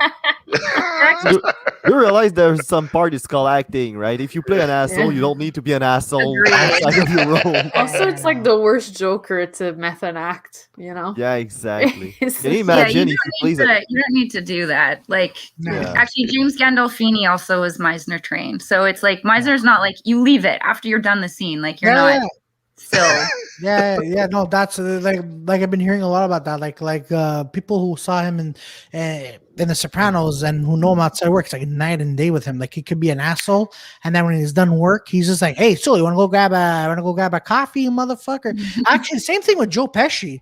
Same thing. Like Joe Pesci on screen, he'll be that asshole that everyone's scared of, but then off screen, he goes, "Oh, so let's go get some coffee." I'm like, "Oh, motherfucker." Yeah, that's called acting. Yeah, That's exactly. really Exactly. So yeah. Can you imagine a method actor, like he has to play a quadriplegic and he gave a baseball bat to somebody, turn his back. It's like, okay, have fun. I have to play a quadriplegic, get the role into the role and everything. And he just stays a quadriplegic like the whole. Did you ever experience the whole year?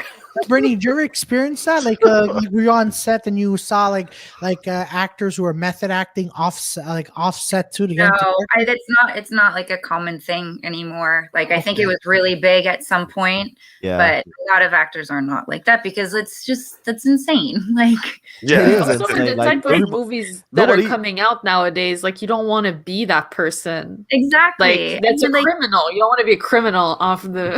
It's just like that can not be good for your mental health. Like, there's no way.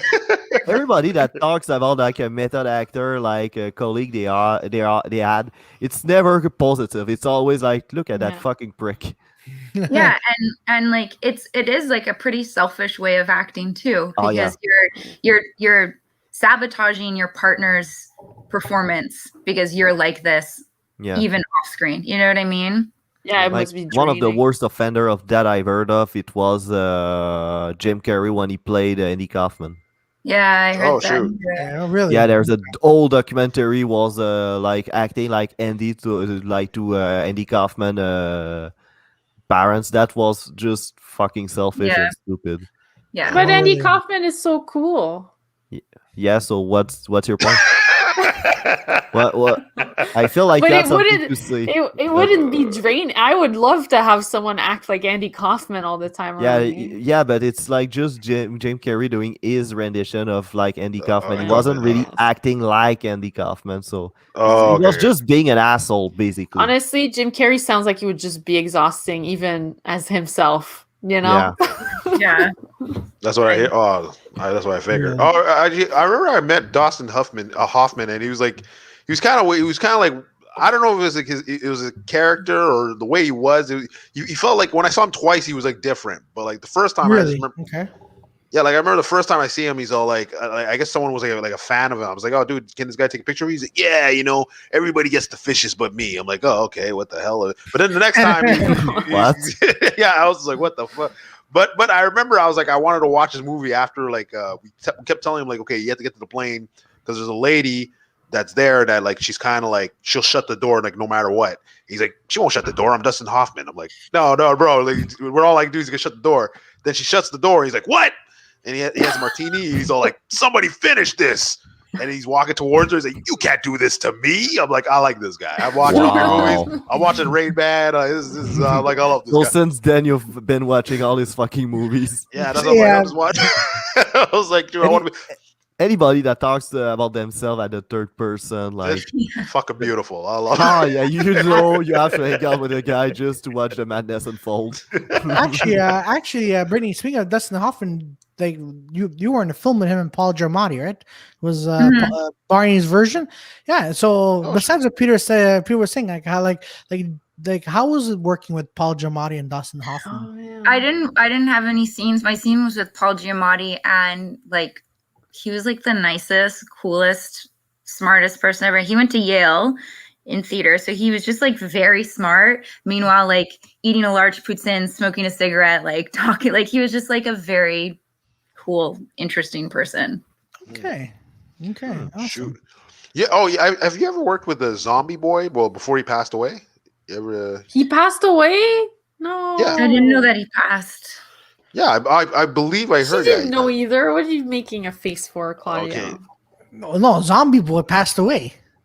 Yeah. Well, I'm sad. I didn't know. Okay, well, that's the happiest sad person I've ever seen. Exactly. Oh no! Wow. He died August 1st, 2018. He was only 32 years old.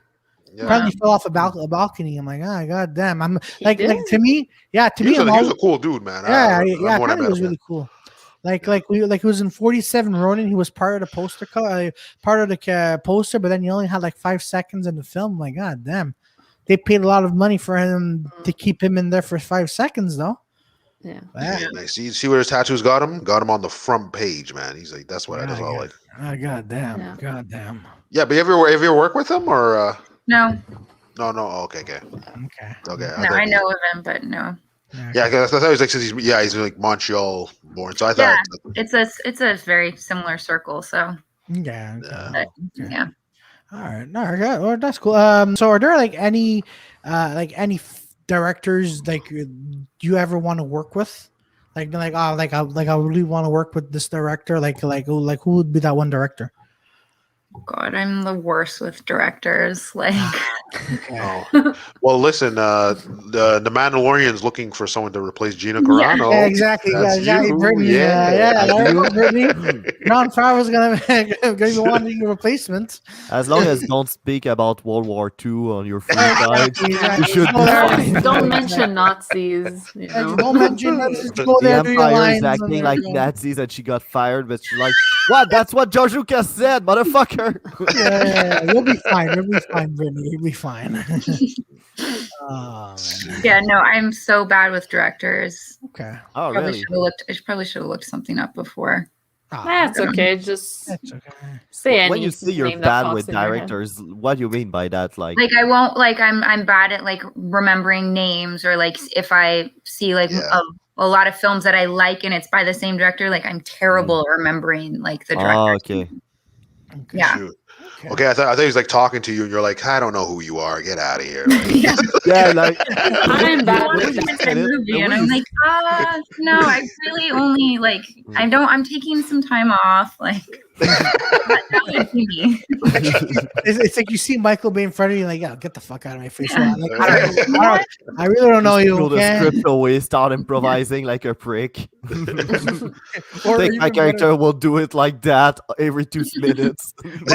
or even better, like you're on film set, right? But you see the writer and director in front of you, but you don't know that person. Goes, man, this person who wrote the script is fucking garbage. Yeah. And he goes, that's me. Oh wow! It's actually a pretty good idea that you did there. Yeah. So Brittany, funnier if she doubles down. Like, there's a rope. You cannot do that. So Brittany, I know you know Claudio. Can you explain Claudio's obsession with Michael Bay? Is there any way? Yeah. Yeah, I don't get it. Yeah, he has referenced it quite a bit, but I'm right. I'm telling you, Michael. I'm telling you. Okay, everybody laughs at me. Okay, Michael Bay. Of course, we're laughing at you. For fuck's sake, Michael Bay. Michael motherfucking Bay.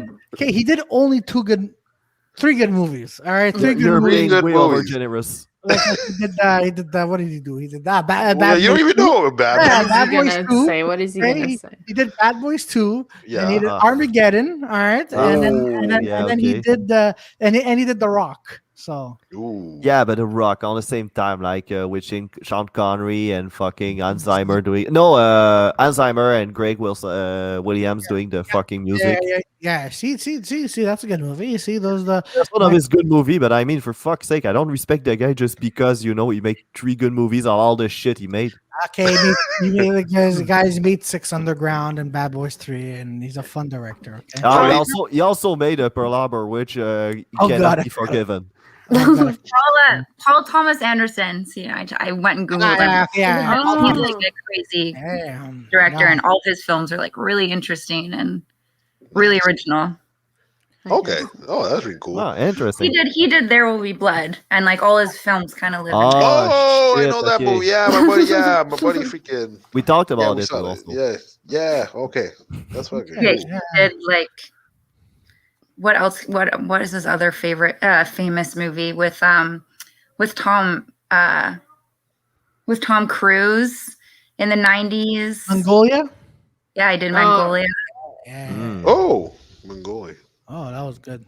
Can you imagine being a guy actor and learning you're going to play Al Capone? But like the Al Capone you're playing, it's like him in a mental hospital shitting on himself. Oh, God. Not even the gangster, man. Yeah, there's an actual movie. It's just that. Can you imagine, like the poor guy? Hey, you're going to play Al Capone, about to die and losing his mind. Well, I was hearing the I was hearing the that. guy in sorry, what were you saying, Brittany? I didn't hear. Oh, I know what Joey's talking about. I tried to watch it. You tried to watch it. You tried to watch it. God damn, you couldn't watch it fully. Oh man, What a garbage Oh. movie that was. Honest, man. you see Al Capone, you don't expect that. But I remember, I think the guy that played Lex Luthor in the Justice League movie that passed. Yeah. Apparently, he was told that he's playing the Riddler, and then he ended up playing Lex Luthor. So he started playing like a completely different character. But he's like, I'm just gonna like would you do that if someone told you like you're acting like Rapunzel, and it turns out you're like the big witch from like the Little Mermaid? Like, would you just continue being Rapunzel or Ursula. Ursula? Yeah. Well, I mean, no, you'd have to like take a moment to forget what you were doing before and restudy and set yourself up for the other role for sure. You'd have to put in some work or it's going to be a disaster. Yeah, because I'm like, well, I mean, yeah, the Justice League movie was a disaster. Like, just the main character as Lex Luthor was like, it made no sense. But yeah. Yeah, no, you definitely have to do a bit of research before. Yeah. No, even the actor thought that the way they wanted him to play Lex Luthor was fucking weird. And while doing it, he was like, okay, that's what they're going for, but that's not Lex Luthor. Yeah. More like the Joker from Heath Ledger. Yeah. No. They told him he was supposed to be the Riddler. So he's like, oh, okay, I'm cool with that. And then he's like, you're Lex. He's like, why? Like, what the heck? Like, and like directors too will definitely like push you in a direction, right, of what they want for a character. So sometimes it's not always like just the actor's idea of what. Yeah. Oh, what to do? Oh, okay. Yeah, that's true. So yeah, it'd be more. Yeah. So don't forget, if the director sucks, the good chance that the actor is gonna suck too. No. See, Michael. See, that's what happened to Michael Bay, Claudio. Listen, exactly. I do not care what any one of you say. Okay, to me, you can't just name 3 of his good movies. Listen, okay? That's not a good average. Listen, okay, I'd rather listen. If I had a choice of working with Michael Bay or Joss Whedon, I go with Michael Bay. What's wrong with Joss Whedon? Who is Joss Whedon? He's the one who directed Justice League. Okay, but I thought he's gone now. No, he's not gone. He's still part of the. Still part of that. He still exists. Yeah, he still exists. Yeah. No, I didn't say he's dead. I'm just saying he's like not. He still does stuff. Yeah, still. But now there's like a lot of allegations coming up again. What? That happened. What did you? Well, apparently, like with Ray Fisher for Cyborg from Justice League, and also like early 2000s. You touched him? No.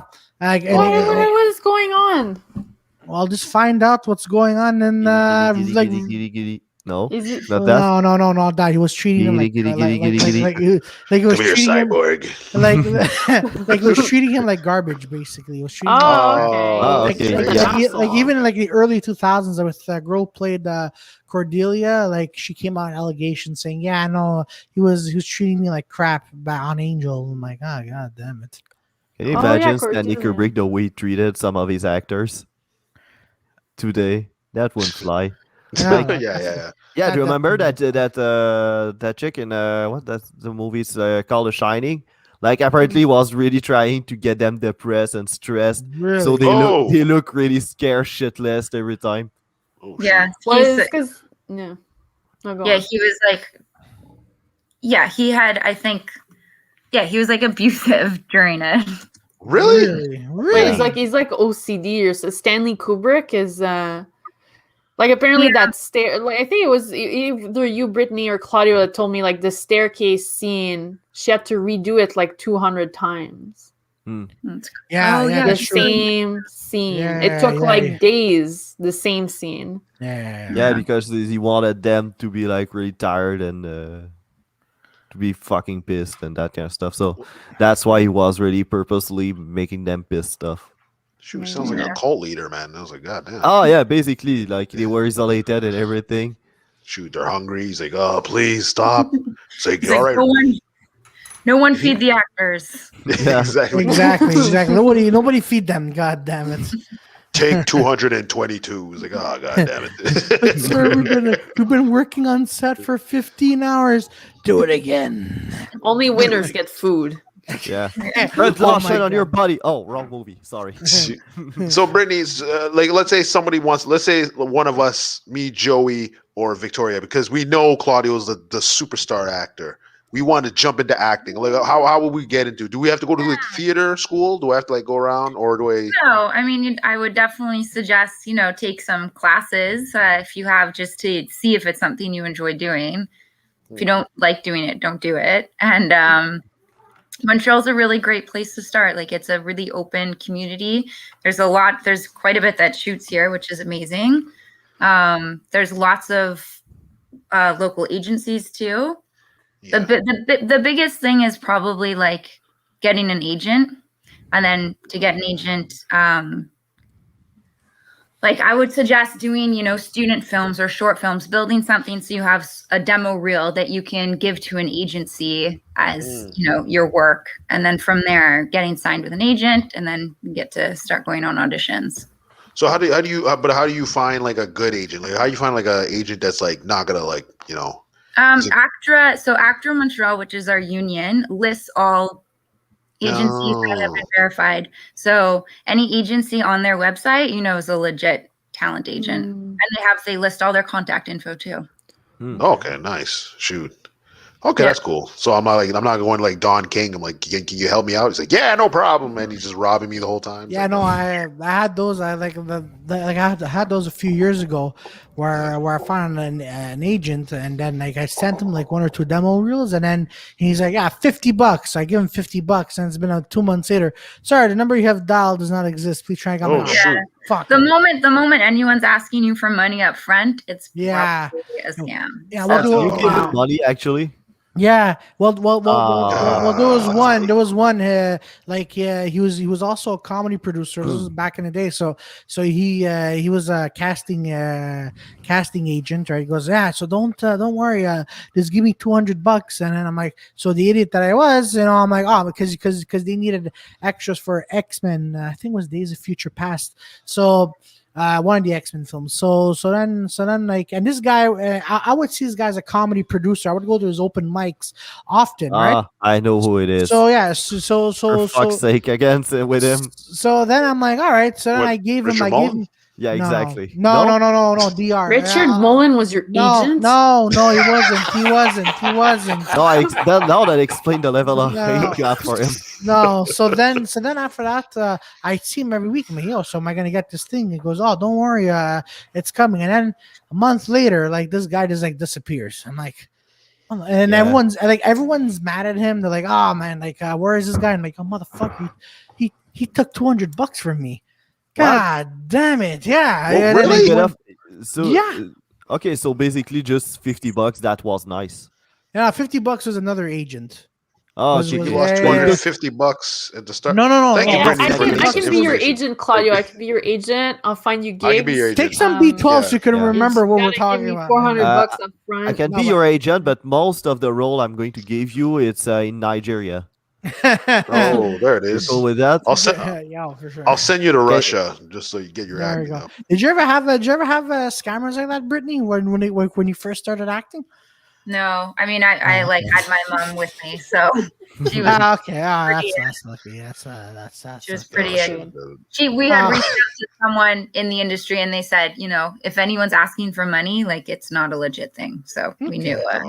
We knew to watch out. So the government, not legit. No, joking. So texts are coming. Don't pay it because it's not legit. I like it. No, I'm joking. That's cool. That's cool, Brittany, man. But where other places have you lived besides here? Like you moved to New York, went here. Yeah, I spent 3 years in New York, and then 3 years in Toronto. Okay. Yeah, Toronto. I came back to Montreal like almost 3 years ago. Did you like it in Toronto, or I hear a lot of yeah, exactly. Almost. She won't say shit because she still wants to work there at some point. There it is. No, I did. There's things about Toronto that I liked that Montreal didn't have, but as a city, yeah, I much prefer Montreal. Like Toronto just feels a bit like a big American city. Oh, right? Really? Because it doesn't, like Toronto's still a young city. Like it really didn't get popular to like the 70s, right? When the referendum happened and all these huge businesses that were in Montreal moved to Toronto. And then Toronto became this like sprawling city. So they don't have as much like history as Montreal does. And I feel like you feel it a bit more in the city there. It feels corporate, Toronto. Exactly. It feels really corporate, and like the biggest things to do are like to go to watch like a sports game, whereas Montreal just feels a bit more flavorful. Yeah. Okay. Okay. Interesting. Okay. Shoot, yeah. I guess you have a lot of activity. You have a lot of activities. I guess a lot of film festivals, jazz fest, yeah, all that's, that type of stuff. Like, So. Actually, that's where I was going to go into, like, because Montreal's like I mean, after COVID and pre-COVID, like it's a party city, right? So when people think of Montreal, they think of all these festivals. Toronto, it's like, yeah, well, come and see a big pothole. So. I'm not even gonna lie, man. I partied a lot in Toronto. Man. Like Toronto, like had some.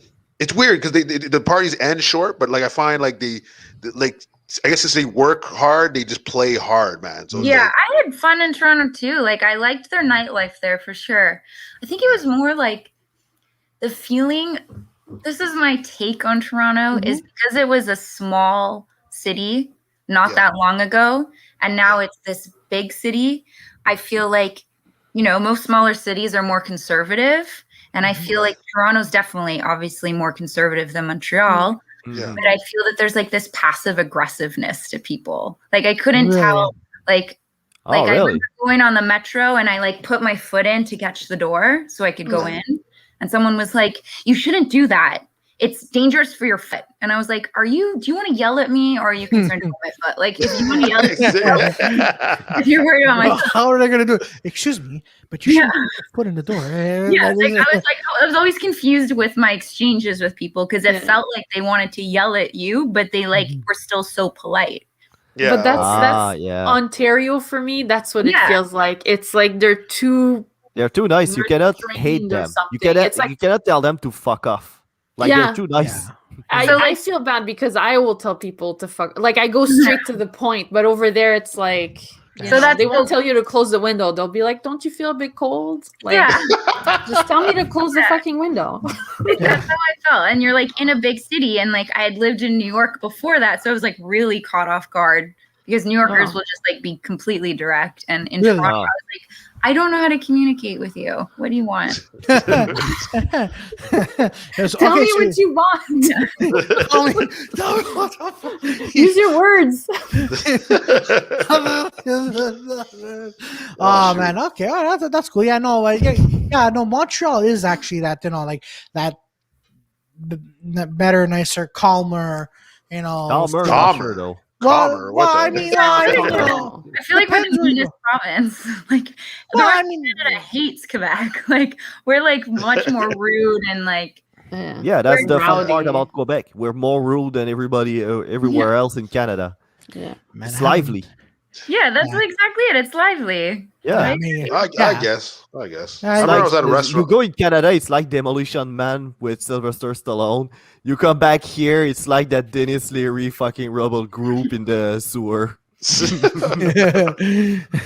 just like an honesty with people here is what I think it is. So you like, I find it, it's easier to communicate and people are more honest and they don't give a shit. That's what it is. Like, yeah, but I think it's also part of the fact that it's the French part that plays a big role. Because because if you watch like French TV, they do like being a hassle. Like they'll figure out the worst way to tell you something and they'll say it like that. It's also like what makes Montreal like have so much cultures because it's two cultures that are, living in the same place. So yeah, I definitely prefer Montreal. And also like the Italians of Montreal, most of them still speak Italian compared to the Italians that say in New York or the Greeks. It's the same thing. Yeah, like, they don't like Canadianize like in the States. Exactly. Like, it's American Italian. Yeah, like Montreal, like there's people hold on to their culture and their roots a bit more here because the French language is also held onto more and valued more. So I feel like cultures thrive a bit longer here.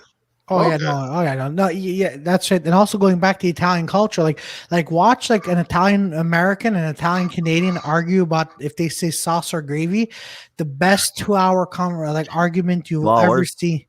No, because I have a relative. Yeah, because I have a relative. You guys need to get up fucking welfare. You have way too much time. I know, and I'm like, this is this is entertainment. I'm like, but at the end of the day, I'm like, nothing gets solved. I'm like, this is so pointless. Like, whatever. I have like a very ongoing heated debate with my American friends about New York bagels versus Montreal bagels, and it like will ruin our friendships. Well, Anthony Bourdain said our bagel is better, so they can go fuck themselves. Agreed. For sure. Because, and after that, he hanged himself on a doorknob, but that's another story. Oh shit! God damn. That was dark. Go there. Goodness. Well, this is the DirtyFour. He said it's truth, and then after that, he's like, "No, I cannot go back to New York with the shame."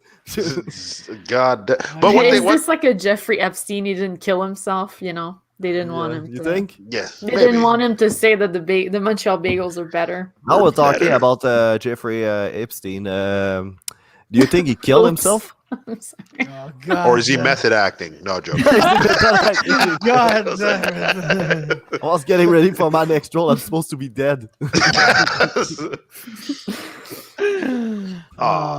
one thing I don't understand. Like we have the food trucks. So we have the food trucks here, but we don't have the street meat. The street meat? Yeah. What do you mean by that? Yeah. Like would they have the sausages on the freaking? I thought it was called for hookers. No. Why? It's actual street meat. Yes. I think it's because, like, if you have a food cart here, you have to be tied to an actual kitchen. Yeah.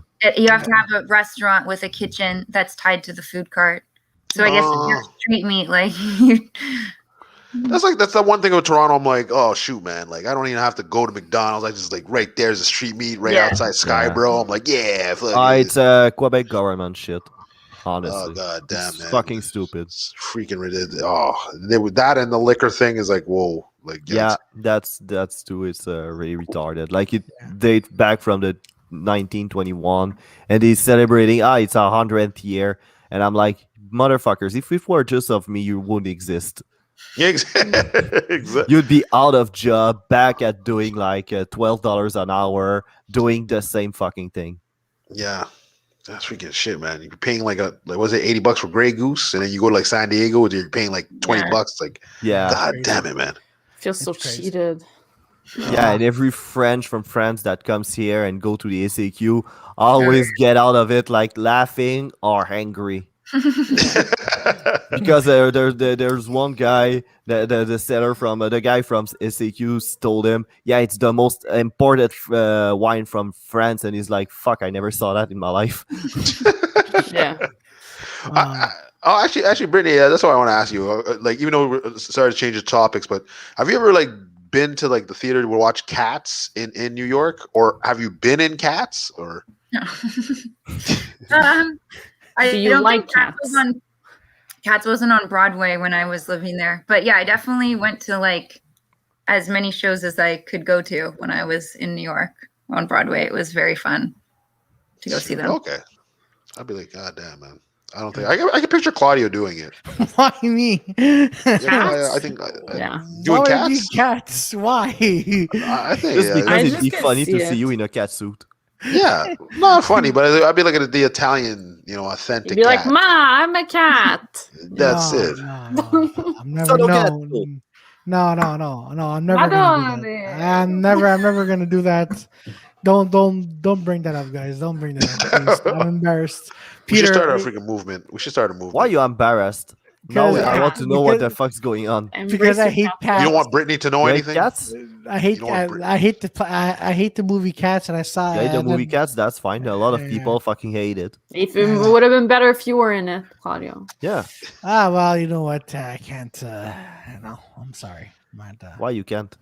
I just don't want to. I just don't want to, guys. We should redo it with the DirtyFour. Yeah. Hey, Brittany can direct. Brittany, do you want to be in the movie with us, Cats? We'll do like cheap, like nobody. Let's do like Victoria's gonna design our faces as cats, so it's gonna go very well. She's gonna be directing, like giving us. I'm gonna make more like a cat. You're hissing. Hiss louder. Yeah. Listen, I'm gonna make you all do method for the part. I'm like, no, drink that milk out of the saucer.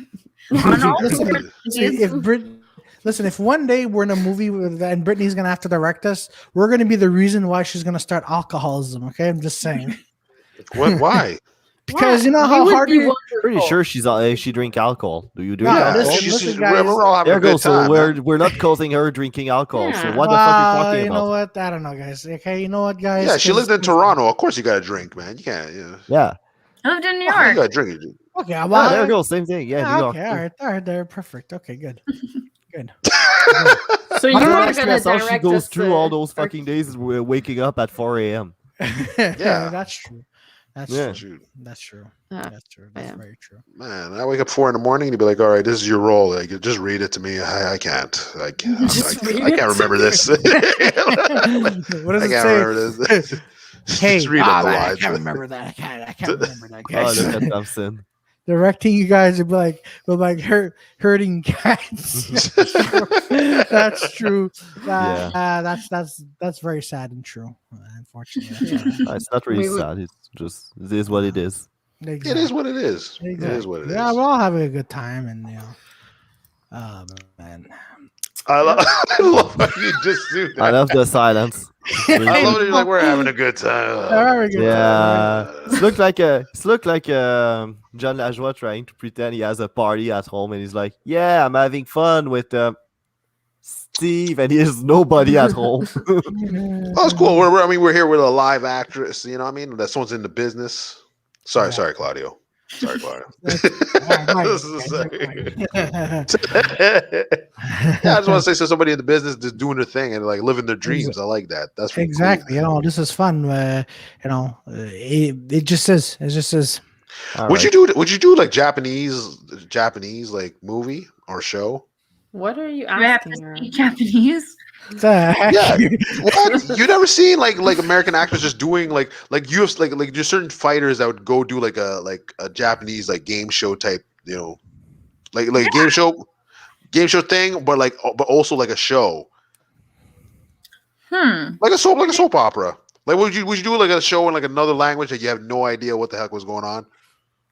I mean, probably not if I had no idea what was going on, but Most likely, there's two things you could play, like either a tourist or an English teacher. Ah, there it is. The tourist. Yeah, so if you want to explore being an English teacher in Japan, maybe that's possible. Teaching English as a second languge. Yeah, no, in Japan, there's a lot of like foreigners that do that. Victoria, why are you laughing, Victoria? Because your punchline was like teaching English as a second language. Like, Yeah. You think that's funny, huh? Yeah. That was actually funny. What Victoria said was funny. Oh, yeah. Okay, well, that's me. Oh, okay, all right, perfect. Okay, interesting. All right, well, I guess we're gonna end the segment here, ladies and gentlemen, because we're gonna end it. Yeah, we're gonna end it. Yeah, unless y'all have any more questions, or Brittany, if you have any questions for us. yeah, do you have questions for us? Okay, don't be so assertive there, Vicky. do you guys ever ever nice to each other? Nope. No. Next questions. We try. First off, We try. Well, Victoria, well, Brittany, let me explain to you. Like, see, I'm bullied here, so Yeah. So I had a We're lot of bullied fun. here. Sorry, what were we saying, Brittany? I just had a lot of fun. You guys are very funny. Thank you so much for having me. Oh, Thank you. obrigado. Thank you. Anytime. Anytime. Anytime when everything goes back to normal, you could come to our live comedy show and we just we do Yeah, a I'd thing. love that. Yeah. We Maybe can have like you a Maybe you Sorry? can go on stage and like No. Okay. No. do a Of course, scene. Brittany. You could do a scene if you want. Read a Okay. poem. I don't know. You're just Okay, slap. we're trying to do like a boy band. We're trying to do a boy band thing with Victoria. Ah. So you just teach us how to like do the dance moves. Yeah. I'll do that. I dressed up like NSYNC for my grade 6 talent show. Like I dressed up as a Beautiful. boy, and it was confusing. I think for the girls. Like, that's also a girl. Yeah, pretty progressive. Or They're like, you "Oh, can come to our open mic and just act like we're really funny. Like just act your heart out. I think she could. Like we're Bill Burr, you know. Yeah, I think she understands when she says when we told her to come check out our shows. Okay, Claudio, what's happening, man? You want to talk about it? Nothing. What's happening? Hey, Brittany, don't mind them. They are. No, we're not talking about. Brittany's wondering too. She's like, "Yo, what's going on with Claudio?" He's trying to make me the heel. It's not gonna work. Yeah, well, what? He's trying to be the heel. He's trying to make me the heel. What? Yeah. What? The fuck is that? Oh, yeah. Can we end up there? Okay. Okay. Brittany, finish it there. She was trying to do a wrestling putt. Okay. Yeah. Brittany, is there anywhere people could could reach you? Like, I mean, like, see your work or stuff. Like, you have any like sites you wanna, you want to tell people? Sites. I think all my stuff's on IMDb. Like, I think there's demo stuff too, so you can see, clips of things I've been in. Okay, and any upcoming film or TV show that's coming out soon? Just that other film I talked about called "I Want to Be Like You," which is going to be streaming on the Dust Channel. All right, awesome. Okay, so just a quick elevator pitch. What the movie is about? It's a dark sci-fi film. It's a short sci-fi film about the constant pursuit to better yourself. Okay. Is this kind of a joke on like a self-help movement? No, it's not. It's like dark. It's not a joke. Okay. Okay. Okay. Perfect. Okay. I barely make the difference. All right. Well, Brittany, thanks for coming on here with us, and people in the chat, thanks for being here as well, ladies and gentlemen. I put the links here at the bottom so you could follow us. We do crazy things here on the DirtyFour, Drisdelle too, and also follow Brittany Drisdelle on YouTube. Ladies and gentlemen, we're going to be back here on Tuesday night in French. So thanks to everybody who tuned in on both Facebook, YouTube, and Twitch at Three Things. And have yourselves a good night. And hasta mañana. Bye, everybody. Hasta mañana. Obrigado.